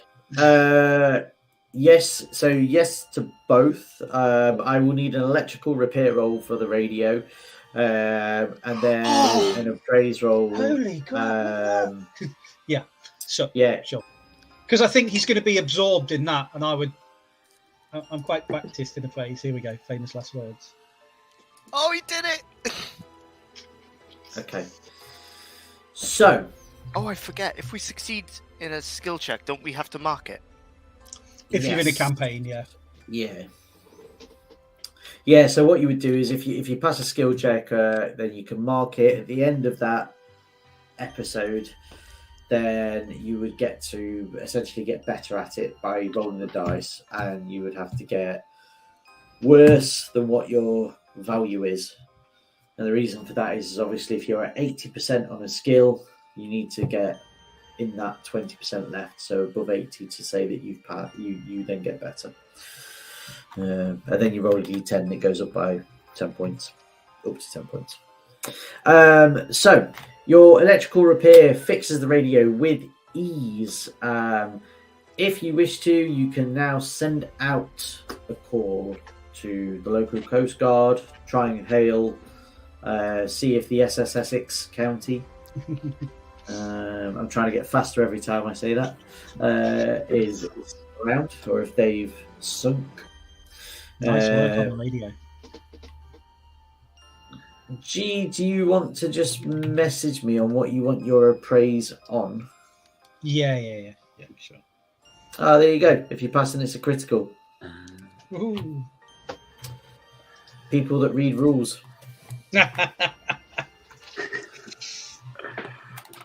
Okay, I'm going to start trying to contact the Coast Guard. Just letting them know this is Special Agent Kurt Temple-Smith. Badge number. And let them know about what's going on here. We found blood, and needs people out here as soon as. Don't mention the coffee. I won't mention the coffee. Some weirdo drinking somebody else's coffee here. Yeah. Ask them to bring more coffee. Cool. We need backup. So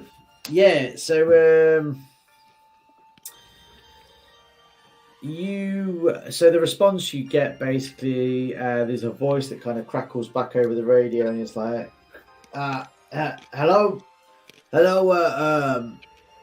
this is the local Coast Guard. We hear you, and the storm's pretty bad, and until the storm dampens down some, we're gonna take a little bit of time getting over to you, but we'll be there as soon as we can. Yeah, I'm just gonna, God damn it, swear, throw the receiver down.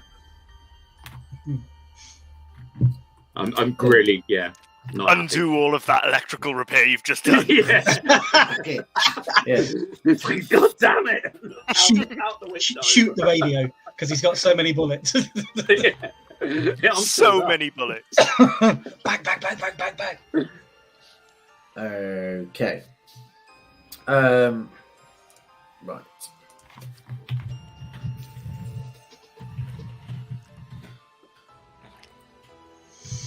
So yeah, it looks like we won't be going anywhere anytime soon. Guess we should search the place more further. Yes. So shall we head up and we'll have a good view of the area. Whilst we're That up sounds here, like a good because- idea. Yeah. So you said that the mechanism that's responsible for rotating the big light Still is whirling, yeah. operational. Yeah. Yes, it's still whirring. Yep, you can hear the noise above. Just before we go upstairs, can Dolores, in her free hand, because obviously she's got the lantern in one, can she grab one of the spare bulbs just in case that's the issue? Yes, absolutely. So yeah, I mean they're pretty hefty, these. So you're pretty. I mean, I've unwieldy now. I've got like a ribbed Southern Belle dress on, so I could sort of brace it on that. Yeah. The stairs I were love a it. bastard to get up. I'm just want to add. Love it. I like that those two would have ran off as well and just left you. So We've heard Southern girls can look after themselves. Oh, darling, you've no idea. So the rest of the room is kind of, it's kind of like a service room, as I say. The step ladder leading up to the lighthouse beacon itself, the main lantern room, is currently blocked by the radio table's chair, which was knocked over. It's pretty easy to pick up and move again, so you can move it out of the way and head up there should you wish. Yes, please. Yeah. Okay. Who's going first? Yeah, I'll do it. Yeah? Yep. Okay. Not the armed person. And I'm just going to let him do it. Muttering to yourself, that fucker should drink someone else's coffee. He's already committed the fight like the worst sin possible. that one act, an instant suspicion is cast over him. That's it. It was a warm cup of coffee. You're definitely a criminal. Oh! He's a Half caffeine. empty. Oh.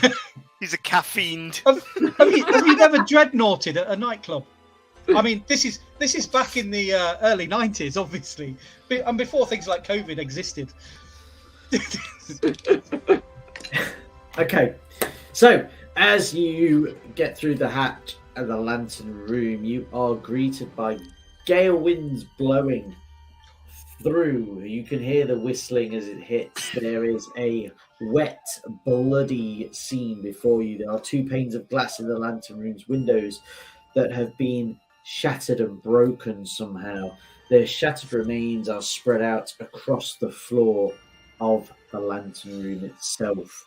The rain, as I say, is now blowing through the gaps, making the metal decking very slippery underfoot. And adding to this slipperiness is blood from the corpses of 2 men. Along with that, from 2 bizarre fish-looking creatures which lie inside the room's narrow confines. Are they the size One of the dead fish things is latched onto one of the men's necks by its teeth, even in death. Witnessing this gory tableau prompts a sanity roll. Oh yeah. And Is that all of us? Yeah, that is Oh, for yeah. all of you as you approach it. Yep. Sane as fuck. Oh wow. It's because me drinking someone else's coffee hardened them to scenes of such horror. Nothing can be worse. They're like, they may be scary fish creatures, but would they pick up someone else's half-drunk cup of coffee and drink it without a second thought? No. Evidently. We've Okay. seen such horrors. So, for Dolores and Kurt, you had hard successes. You take 1 sanity loss.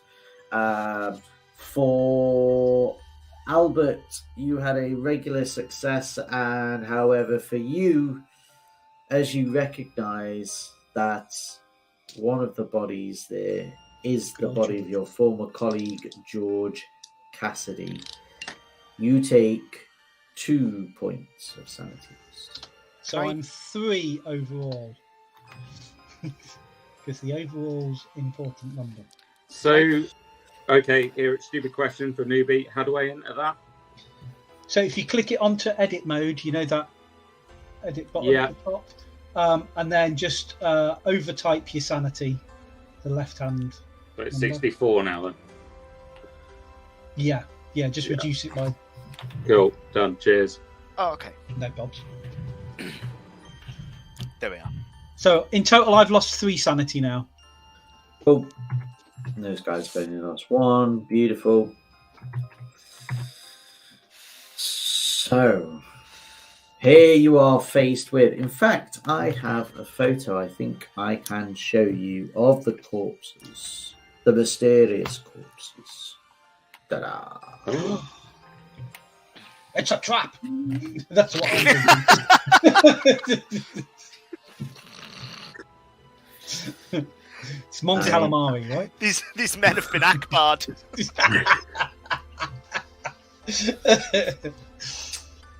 I'm going to turn to the others and ask if they've ever seen anything like it.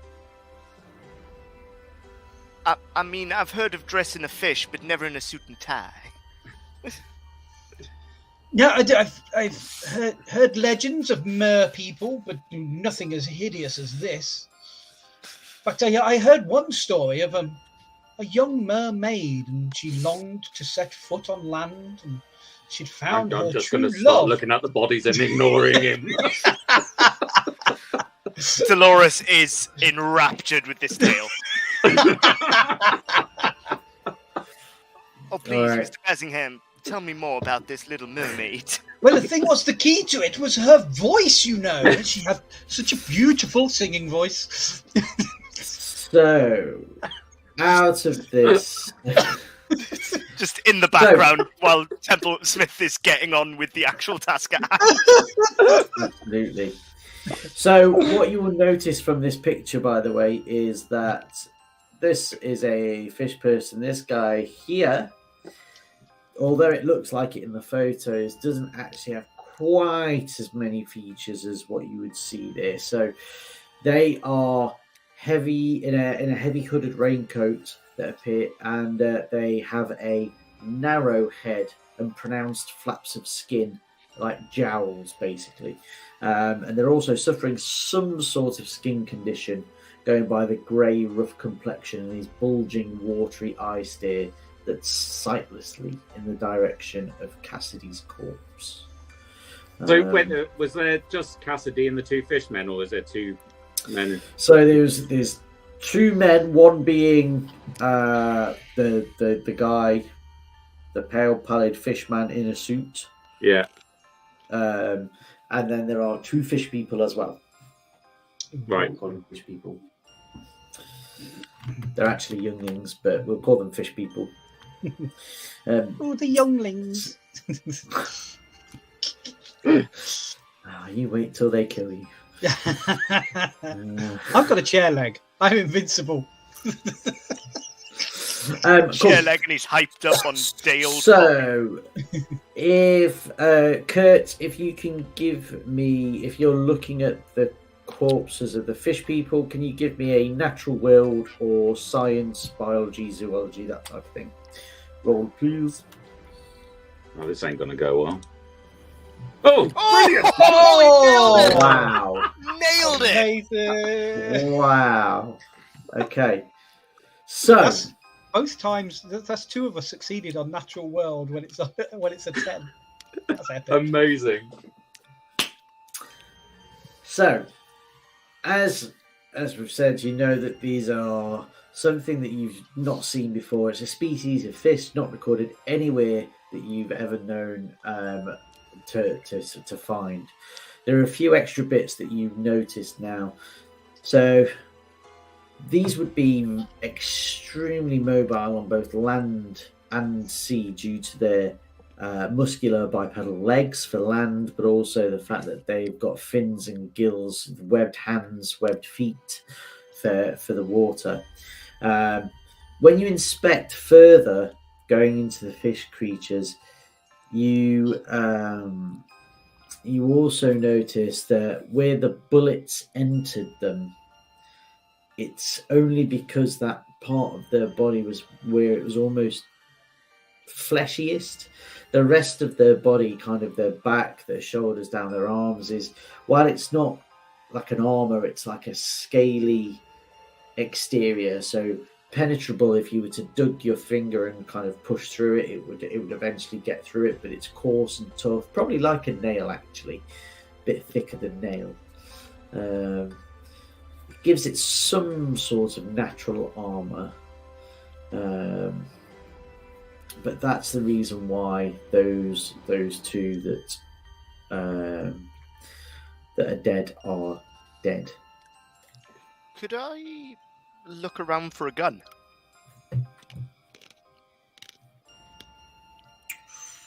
You want to look for a gun? I mean, they've been shot, correct? Correct. There was a gun missing from downstairs. That Cassidy claimed to own. Yeah. Although I don't know that fact. Cool. You certainly can. You certainly can. So, if you can, give me a spot hidden. Wonderful. Oh, 41. lucky you. So, you spend a bit of time looking around for a gun, and as you kind of realize there's less around, there's nothing you can see within the lantern room itself, you start to see if there was maybe in her hands, or maybe there was somewhere else, and you find that this Colt revolver is held firmly in what you believe is Cassidy's still warm hands. All of the bullets in the chamber have been spent.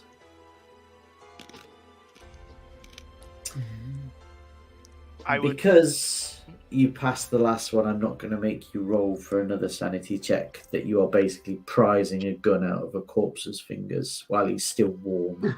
It was a hard success. Well, that's why I said I'm not making you roll again. However, there are a few extra bits. What I would say from your success of noticing the spot hidden is that under the light, the Cassidy, the lighthouse keeper's shirt, there is a heavy purse tied around his neck on a leather cord. You can take that from him if you wish. If you show the Colt, so if you show the revolver to Kurt, you can very quickly identify that the bullets that you've got now, all 12 of them, would fit this 6-shooter. Yeah. Do you know how to use it? I believe my pappy taught me back on the farm. All right. Well, I'll give you 6 bullets and tell you don't give it to Albert. If you do not give that man a gun. Which end of the gun would you not like me to give him?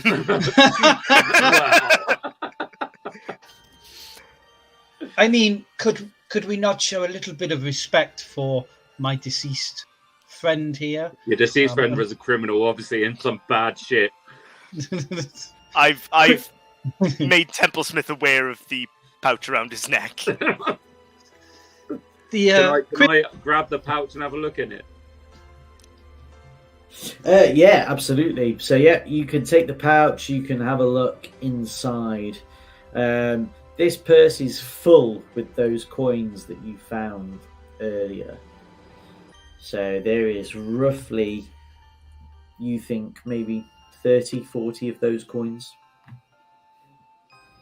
Okay, can I give the coins to Albert?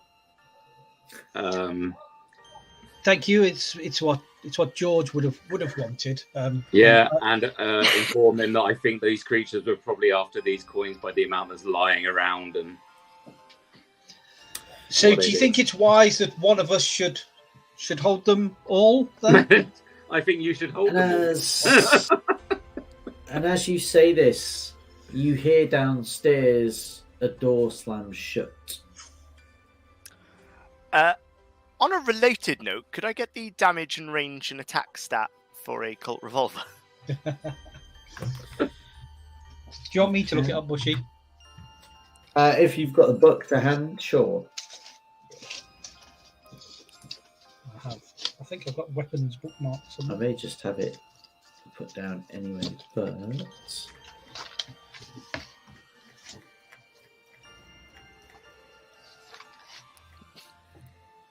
Yeah, I got it.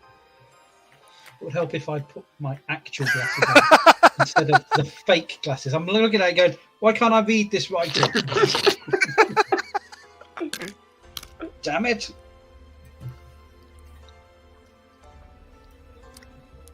What? it will do 1d8 Okay, damage 1d8. per shot. Yeah. Range? 15 I yards. don't know. 15 yards, 1-5. There you go. And attacks 1? Yeah. Happy Yeah. days. Thank you very What? much. Well, no, it's 1 in brackets 3. So you can fire 3, but you take penalties. Oh, I'm going to fan the hammer. And your malfunction will be 100. Oh, 96 it defaulted to here. Oh, okay. Maybe I'm looking at a later version. No, that's right. No. Okay. So, what are you guys? Are you guys Can I going down to see the noise? Can I Are go you- out onto the gallery and have a look to see Yeah. if there's anything, if I can actually see anything outside the building? Yeah, we were up here to get a vantage point, weren't we? Yeah. That's Yeah, a very absolutely. push-offable position. Just saying. It's very Very slick. I mean, Very slick floor, yeah. Soaked in blood. Here I go. Wouldn't even need a push. I could just poke him with the chair leg. You can just twat the coin pouch into his head. amazing. This is going to be death by one of our own players without me even making you insane. I I wouldn't wouldn't kill blame the him. new guy. This So, you can go out. You won't need, despite the rain, as I say, the storm is now in full force. You can certainly see what was left of 2 to 3 figures heading in through the door of the cottage. As the door closes once more. You can't see anything else out there at the moment. At the south dock, you can see that there is a boat, a small rowboat tied up, bouncing around on the waves. And that's about it. Could I? So we just know it's 3 figures. We can't tell if they're actually going to be deep ones or whatnot. Yeah. Correct. Cool. Could I have a look at Big Light? Oh yeah. You can make me a mechanical repair. Okay. Bugger. It's buggered, yeah. So what you do notice is that the bulb looks like it's been shot through. However, it's not. Excuse me. However, it's not shattered itself. It's the filament inside it that's broken. There's also some damage to the outside of it. That looks like it's kind of scraping of gunshot wounds or claws or something that's kind of damaged it and gouged it. You've replaced the bulb. It takes a little bit of time if you want to replace the bulb. Like I say, these are quite big, and to get it out and back in, it's probably going to take you 15-20 minutes. Oh God. I'm up for changing the bulb. How many investigators does it take to change a light bulb, right? Certainly not this one. I'm going to hand off the bulb, the replacement bulb, to someone far more suited to task. Okay. I'll happily start to change it. I don't mind spending the time. Wonderful. Yeah, slide. I'll hand off the chair leg. So there's one outside. There's one change in the bulb. What are you doing, Dolores? I am sort of making sure that sort of the barrel's clear. Just inspecting my handgun, making sure that it's operational, ostensibly. Okay. Cool. All right. I need you all to make me a spot hidden roll, please.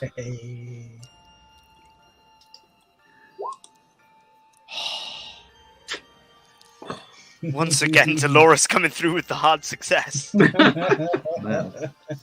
Cool. Okay. So, with your hard success, Dolores, you now pick up a faint hear of noise beneath you. There are, or swear, something directly below you in the service room. Gentlemen, I feel we may have company shortly. Coming, and I'm running. Access into this room is via the ladders, correct? Yes. Yep. So I'm going to easily raise my gun defensible. towards the ladder. Did you say there was a couple of ladders? No, sorry. It's maybe just be my bad English. But there is a step ladder going up. So there's It's one just access single. point. Okay, cool. I'm going to level my gun on that access point as well, while Bassingham works on the bulb. Wonderful. Is there a hatch?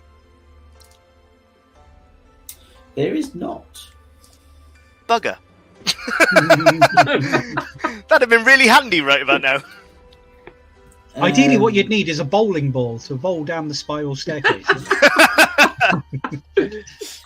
Any volunteers? Okie dokie.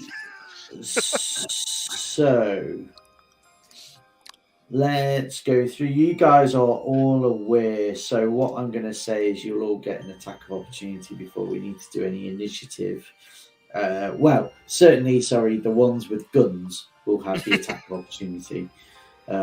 I assume, Albert, you are just containing to go through. I am fixing the light. I'm screwing in the light bulb. Fine. Right. So, then, I need... first of all, for you both, as you are looking at the hatch, I need sanity rolls as you see this fish head appear up, which is basically the younglings that are coming up. Temple Smith's taking no prisoners. When it matters! He's wild. When it matters and when I'm armed. This is when I fail. Okay. So, PJ, if you can make me a D4 roll, please, and take that sanity loss, whatever it gives you. Yeah. 1d4? Yes, please. Okay, so 2 sanity. Cool. And sorry, that was a misclick. No worries. And for you, you take no points of sanity loss for an extreme success. Unflappable. So the head of a youngling is pretty similar to that of an anglerfish. It's got quite elongated spiny fins. I guess as you've seen from the other bodies that are lying on the floor, the muscular kind of body and arms of it. Its hands possess 3 sharp claws. It's got those frog-like legs, clawed-webbed feet. One of them kind of pops its head up, and I guess that is your time to shoot. Cool. Can I shoot at the soft spots? You can. So what should happen is you would take a penalty die for giving a cold shot However, what I am saying is you guys have basically have been aiming as it's come up anyway, right? So for this round, you'll be able to go for that as required. If we get to a next turn, if on your next turn you want to do a called shot, you will take a penalty for calling that shot. Or you have to take an additional round to spend the time to aim. Yeah. Right. So for this round, shoot away. It will aim for the soft parts, and we'll deal with it next. Okay. Would I have lost my attack of opportunity because I failed the sanity roll, or? Well, so I am going to say no, but you can't make a called shot. Yeah, no problem. Because you would just be screaming, and I assume as part of that, your reaction of screaming would just be to shoot things. Yeah, I'm fine with that. So what do I have to do now? So under combat, sheet up. Yeah. And do I just click on my revolver?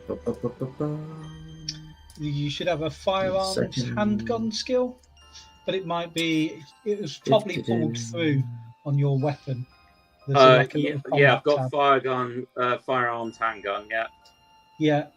Firearms handgun. So if you roll that first, that tells you whether you have struck. Oh, so if you notice, you haven't failed by. Oh no, you can't do it in combat, can you? You can't spend luck. Okay. Oh, can you not? No. Oh, I'm fine. Because it's really quick. Yeah, I'm really boned. Yeah. So I told you my daddy taught me how to shoot. Oh, he didn't teach me how to shoot well. Apparently, I learned my skills from him as well. Okay, so yeah, it's a miss, but it's not by much, and it kind of whistles just past. You were aiming for one of the bulbous, watery eyes, and it kind of whistles past, and kind of looks like it should kind of ping off one of the fins that's protruding from its face. PJ, Laura, my apologies. Given that I failed the sanity roll, yeah, I'm just panic instinct shooting. Can I fan the hammer and make 3 shots? Yes, you can. So not aimed, not any sort of. Your first one is a normal one, and then for each one after that, you would take a greater impact of penalty. So when it says a penalty die on this, basically for you, it's like having a disadvantage. Yeah, no worries. Is how it'll roll in there. If you were rolling normally, what you'd do is you'd take 2 10s and you'd roll the 2 10s together, and you take the can lesser roll of with penalty dice. I think on here, I saw it somewhere. Where did I see it? I saw it come up. It's got it on D20. Right. So in the box where you've rolled, where your result appears on the screen. You've got bonus penalty. So I think if you then click on that, I think if you add a penalty dice, I think it does it for you. Ah. So okay. You're re-rolling your 10s number. Yeah. Is what happens. Okay. Yeah. So. And again, like advantage in D&D, so you either take the higher, the lowest if it's advantage, or highest if it's penalty. Okay. Yeah. So this will be the first one, which will just be no penalty. Which is a miss. The second is a bad miss. And the third is a malfunction. Wow. Wow, okay. So at 100 your gun jams. Mm-hmm. You said you'd been taught how to shoot with a score of 20. You haven't. Oh, Okay. really, Mr. Basingham? You want to call me out for lying? Why, yes, because I always tell the truth. So the younglings appear up, and there are 3 in total that come through. Here we need basically a form of initiative, so it's your dex effectively that goes through. So it's your full dex score, yeah. Yeah. I If have we a can go dex through, of I'm going to 45. find a way to note this down. Bear with me 2 seconds. This is where notepad comes in handy. So while Bush is doing that, so yeah, your initiative goes on your dexterity score, your total score. If you have a readied handgun, you get a bonus to it, which is very handy. Unfortunately, if your handgun is jammed and malfunctioned, you don't get that bonus. Okay, so what do I have to roll then? So you don't have to roll. Bushy just needs your total 75. dexterity score. Yeah. And then you get, is it plus 50 for a readied handgun? I think it is, isn't it? It's 50 or 100, I can't remember. I think it's plus 50 for a readied That'll firearm. work for now. That will work for now. 75. I'm also a 75 base, so I have no firearm, but I have a wooden chair leg. And a bulb. PJ's, what's yours? 45. 45. Wonderful. So,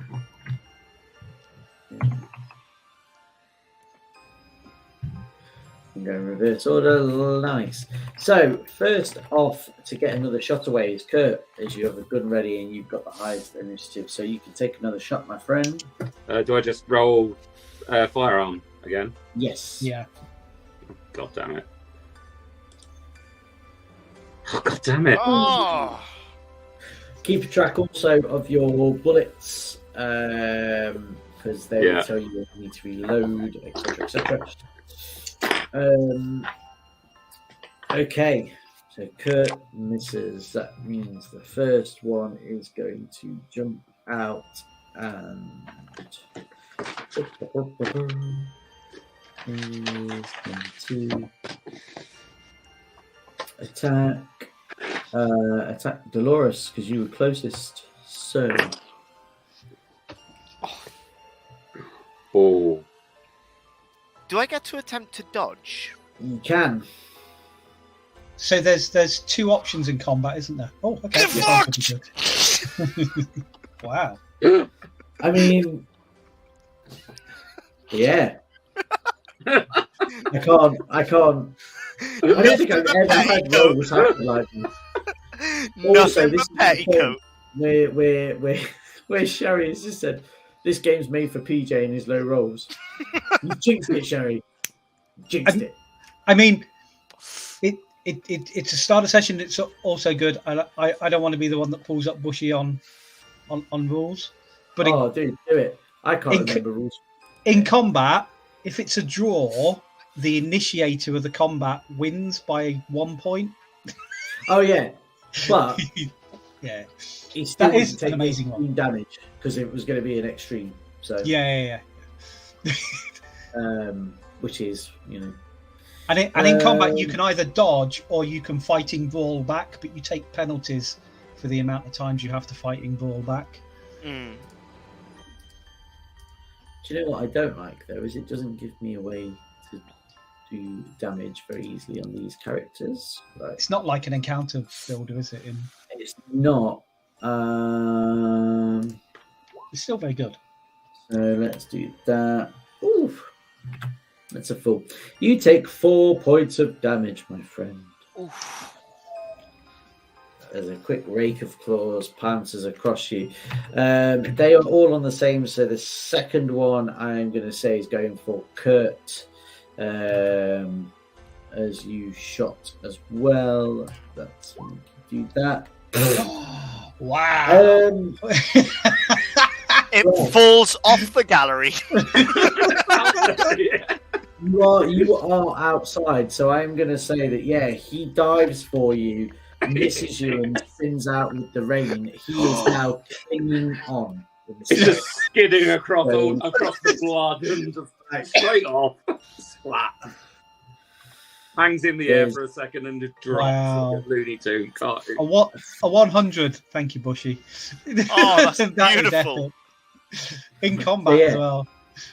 Okay, and then the third one. Well, it's got to be Albert, hasn't it? I've gone for the other two. Let's see if we can cause some damage there.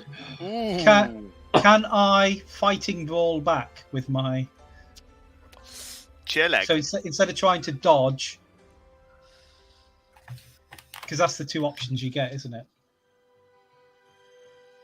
Yes. Sorry. Yes. Okay. So I still need an extreme success to have any effect. It's not going to happen. Just a normal success. So that's 2 points of loss better? Yes. It's regular, hard, extreme, right? Yeah. Yeah. Oof. Remind me, G, with that though, does that cause an impact on damage? It doesn't, does it? It's only if it's an extreme. Yes. Like a critical. Yeah. As it was. So, right. It depends. Has their attack got anything? No. So an extreme success will count as a crit. No, because it's not a projectile. It's Okay. It's just like a melee attack. Some things have a bludgeoning bit. Yeah. Okay. I would say actually it may do, but on the character sheet that I have up to do the roll, it does not. Okay. Seeing as I'm having to do manual rolls, so.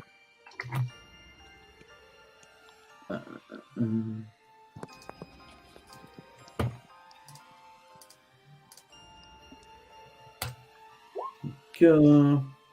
3. Beautiful.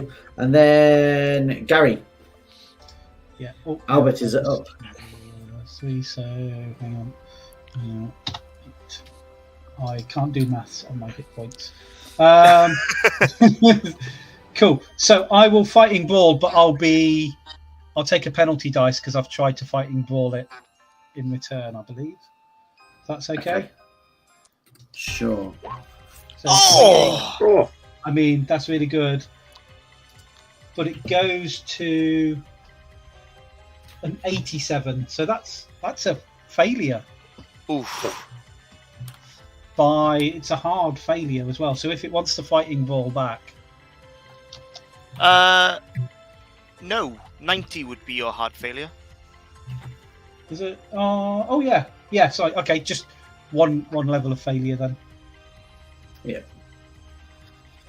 But it can't do that, so it's going to try and dodge.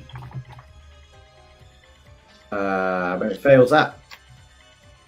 Awesome. So you hit. Ooh. It failed. No, we both got failure, didn't we? Oh. Yeah, but it's a dodge, isn't it? So doesn't that? Yeah. Yeah, you're right. So we drew, didn't we? We both got one level of failure. Just gonna pee real quick. So I think I'm only a D4 in combat. No, 1D3. Okay, let's go. I've only got a D6, so I'll halve it. So 1 point of damage. Oh man. I'm not even going to attempt to look up what the damage of a chair leg is because it's. It was more for effect than anything else. Well, then it would be PJ's go, but we'll go back to him when he comes back. Kurt, you have. So there's the one that has tried to attack you that's clinging on at the edge of the rail there. Yeah. Can I kick it off? Absolutely. Make some sort of fight roll. I don't know what you have. Fighting brawl, yeah. Fighting brawl. No.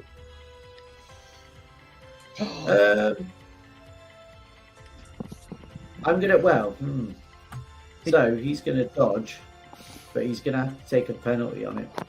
Yeah. And I've got no way of doing that other than. Oh man, he got a success. So he's like shivving his hands either way and letting go. I don't know how, but he's doing something. Dolores, we just skipped over your go, so we will go back to your go very quickly. You are up, my friend. Take a shot. My gun has jammed. Oh shit! Yeah, it has. I have an unarmed strike, or could I attempt? I've got a movement rate of 7. Yeah. Could I attempt to sort of get around them and get to the stepladder? Yeah. Yeah. Sure. Are you gonna just fuck off and leave these two? Yup. And it was me you were worried about. I'm not carrying any coins. Yeah, man. Fine. Actually, you make a good point. Neither am I. Yeah, man. So you can get round with the Do I way need that they to are. roll So although anything to disengage, or just make a dodge roll. I'm assuming you're getting a success on your dodge.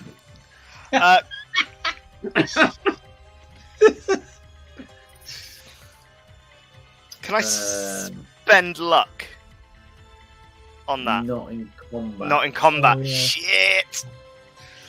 So, Okay. I assume it gets to fight and brawl back.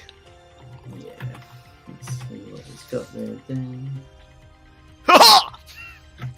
There you go. You've missed anyway, so.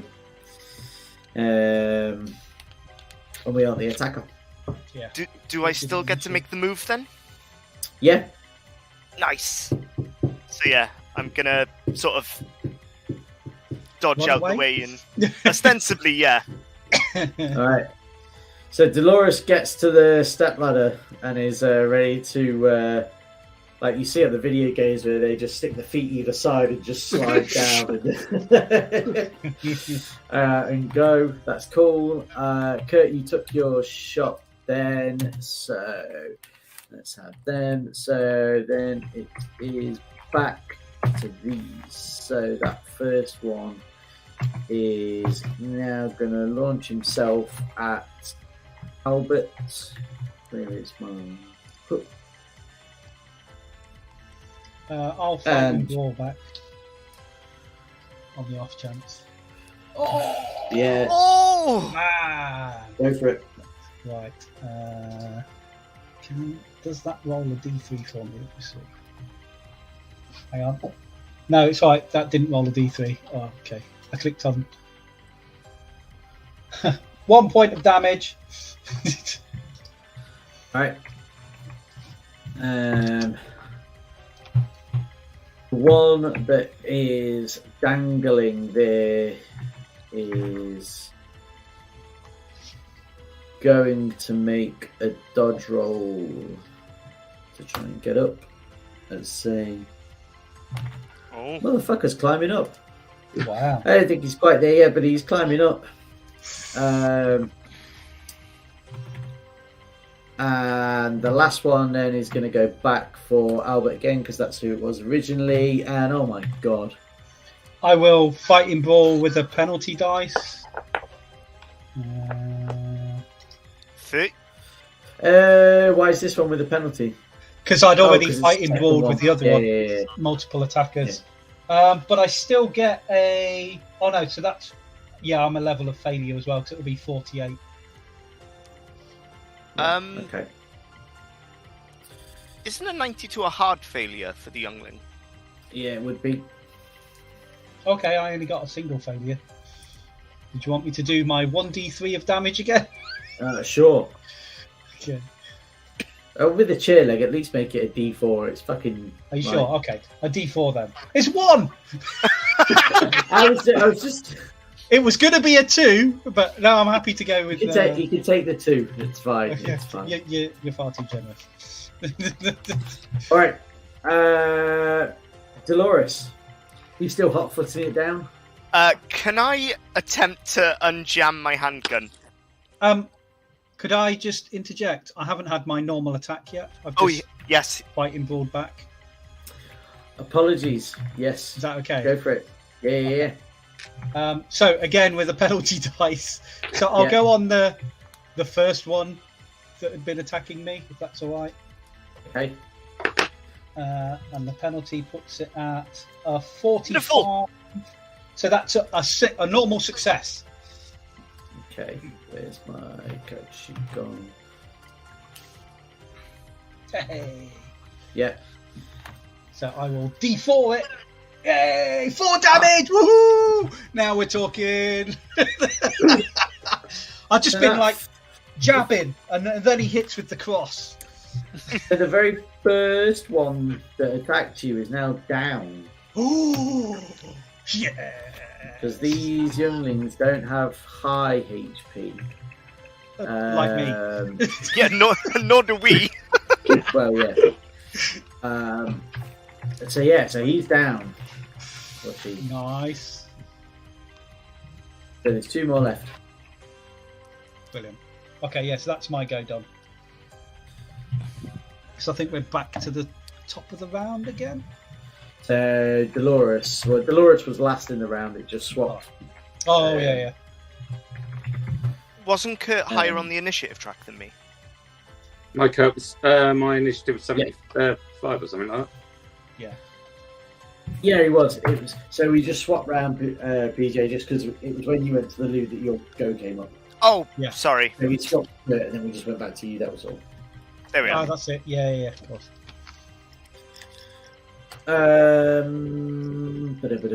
Right, and you want to unjam your firearm, don't you? I want to try. Yeah. So, Dee, can you remember for doing that? Ooh. I can't. Hang on, I can quickly. Robert, do you remember if you're still watching? Anyone? Is it mechanical repair or is it handgun skill? I think it's handgun skill because I don't think it's mechanical repair because that's a bit harsh. Because that's not a common skill that people take.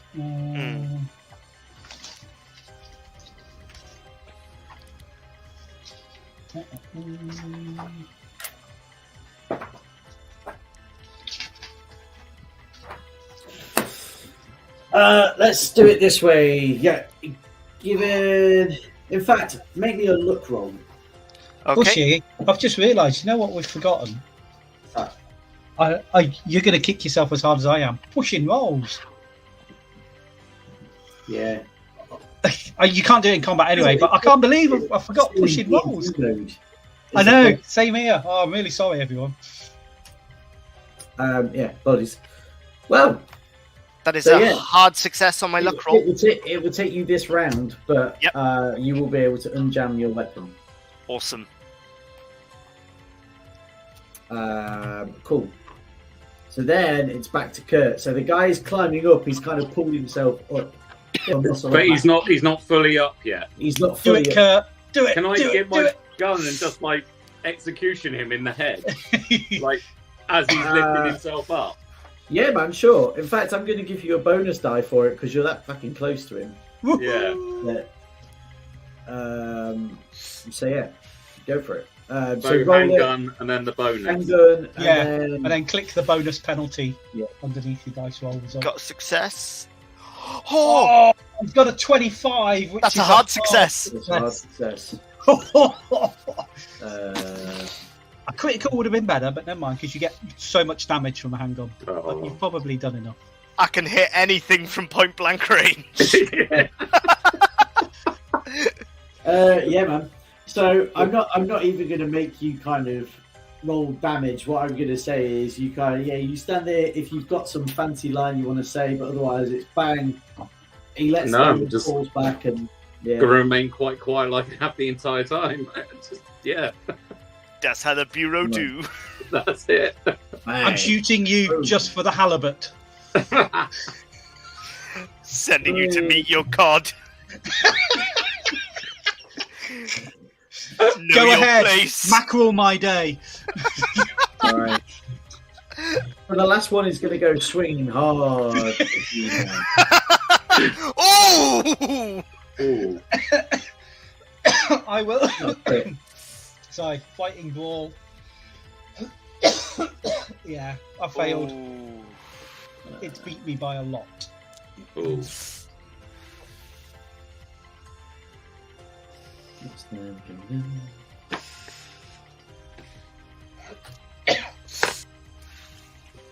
Five.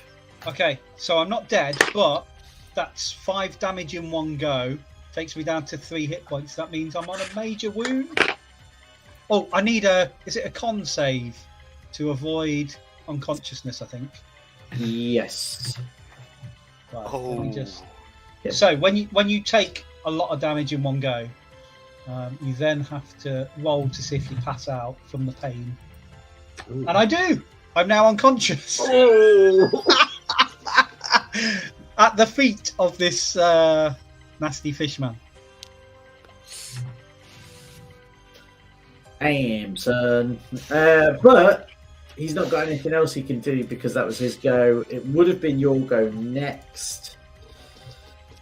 Do you make another roll? I cannot remember. I don't think so. Yeah, I think you do another con, don't you? To see if you stabilise or. That's another 100. I don't think you take the damage. No. You just remain unconscious, don't you? Okay. Because it's not resisting the Then damage. it is Dolores. Okay, so can I sort of move my way back up the stepladder with my now functioning pistol Brave. and just place it to the back of this creature's head that's looming over Bassingham? Yeah, sure. Same thing. Get a bonus die and Come on, come on. That's a That's 0-7. That's a 7. nice. That's a hard right. success. Let me get rid of that. Yep. Yeah. He needs to do that at a penalty because He brawled. he brawled. He's supposed to dodge. That's a failure. 70, 72. Yes. So D8. Aww. Somehow the point blank execution shot does 2 damage.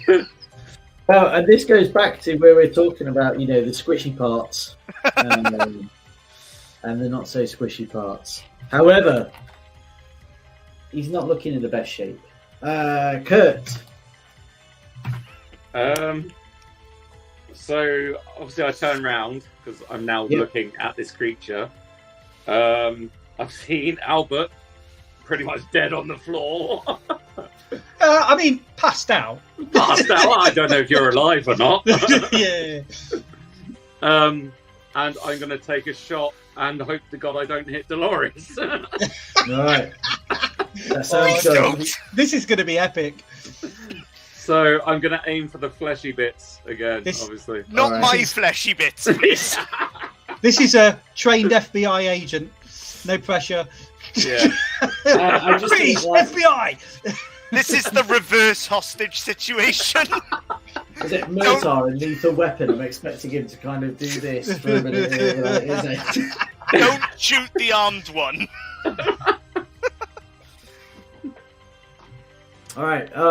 So make your firearms roll. God damn it, Templesmith! Whoa! How many 100s have we rolled? Oh, jeez. This is the one that's going to kill Dolores. Come on, roll damage. Oh my, oh my, oh my. Well, 100 would be a jam Malfunction, rather than yeah. a... Click. Yeah. So, Oh, yes! so it would matter. So Oh, the well, gun there you go. clicked and Oh. is no use for you. So, given where we are and given where you are,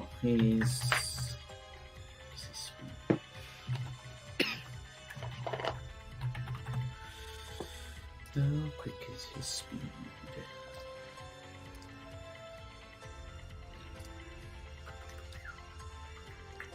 Not that quick. Okay. So we are. So what I'm going to say is, he wants to try and make an attack for you. Dolores, you'll get an attack of opportunity on him because you've got your gun to the back of his head. Okay. So I'm going to say for him to turn around and come to attack you, then he's got to move and you would automatically shoot. So I'm giving you an attack of opportunity. I will pull the trigger again. Don't 100 it. Oh. As he turns, it just sort of knocks it to the side. Alright. But he's going to swing. Wow. Would the attack of opportunity negate a dodge? No, So I because he's still got dodge? to come around and swing at you, so you can still dodge. Oh no. That's Or not. Your choice. a hard failure? Yeah, because it's not a fifth, so yeah, hard failure. Oops, ignore the 3. There we go, that's correct. So No. 3 points of damage. Yep. Ow, you bastard. Yeah, it really hurts. That's him. Then it's Albert. So I do my con again. Yep. See if I come round. I'm groggy and on the floor, I guess, Yeah. and seriously wounded. So probably the flesh is laid bare, big rips across my chest. There's bits of rib that you can see. Yeah, they're still in there, thankfully. Dolores, it's your attack. With the last bullet in the chamber, I'm just gonna shoot again.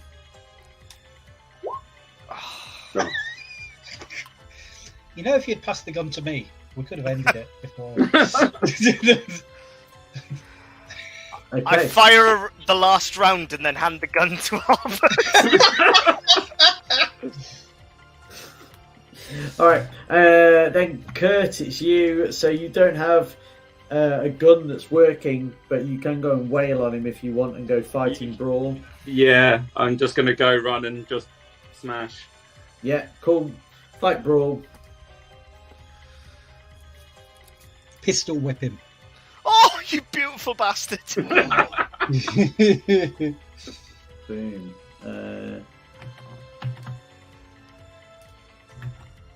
Ah, no, that's a draw. Yeah, it's a draw. Yeah. So you win. So the damage goes through. Yeah. So make your damage roll for unarmed. So I just Three. put that one then. Yeah.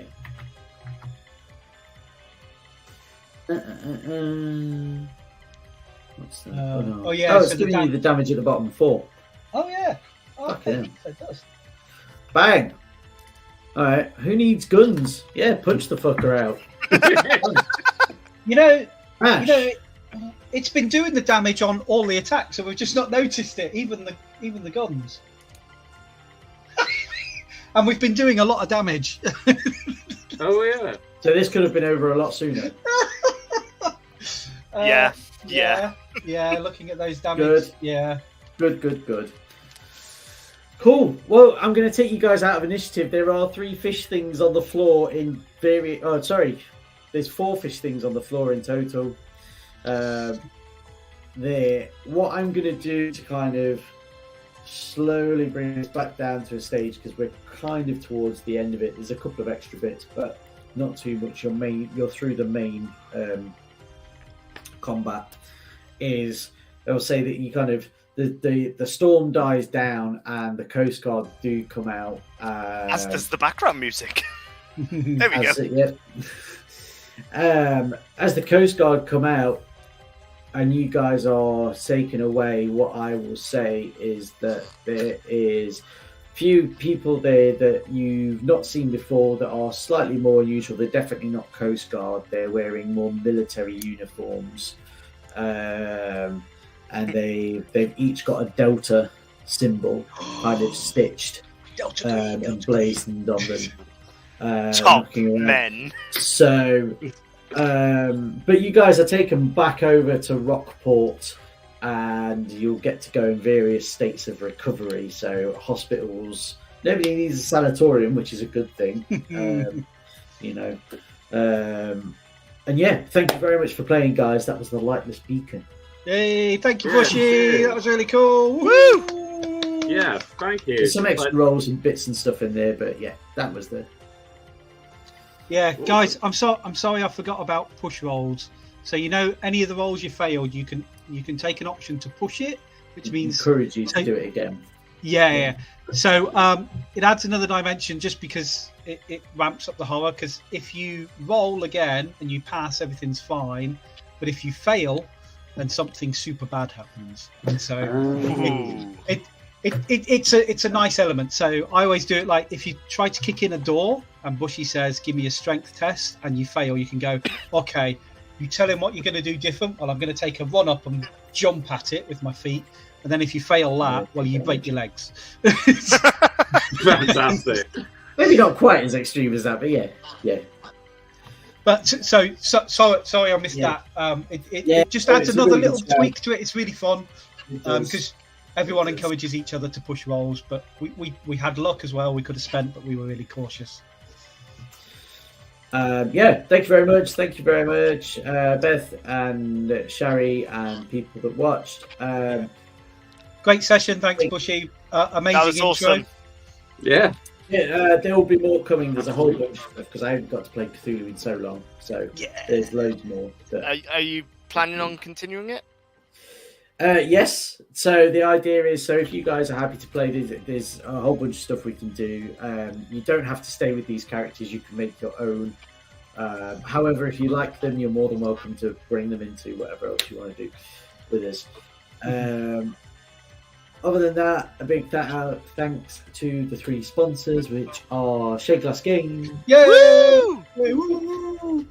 Lost Boys Pizza, Someone's struggling to remember.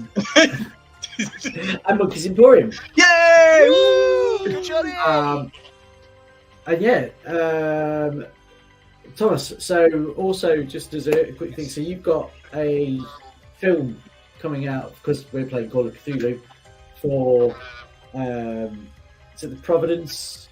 For Necronomicon in Providence this weekend. We've got our latest Deadbolt short film coming out. It's having its world premiere, and then it's also going to be at the HP Lovecraft Film Festival in Portland in October as well. So I've got that, and do you mind if I quickly give a plug to my comic as well? No, definitely, because I was just going to say you've got a Kickstarter thing which looks epic. So we've just finished the 3rd issue of our Lovecraft post-apocalyptic Lovecraft comic series. It's just finished on Kickstarter, so I'm waiting for that to be done. And we've just got a grimdark sci-fi comic that is also on its way to backers now, called Grimland, and that's at grimland.world. If you go over there, you can totally check it out. Nice. So what I'm thinking now, right, just because you've mentioned like grimdark sci-fi, there's generic roleplay systems that we can put together, and we can get you to pull together a game, and we'll run the rules bit for you based on that background. That sounds pretty epic. So with this one, we've actually already designed a tabletop card game for it as well, like a combat game. Which, if you go to the website, you can see our mock-ups we're having printed out, and it's but we have big plans for this one, and we want to do sort of tabletop RPG sort of thing. So that's why, like, joining you guys on this, it's like the first one I played in donkeys, and it's been fantastic. Like, once I got into it and stuff, so I really do appreciate you having me. Get that website again?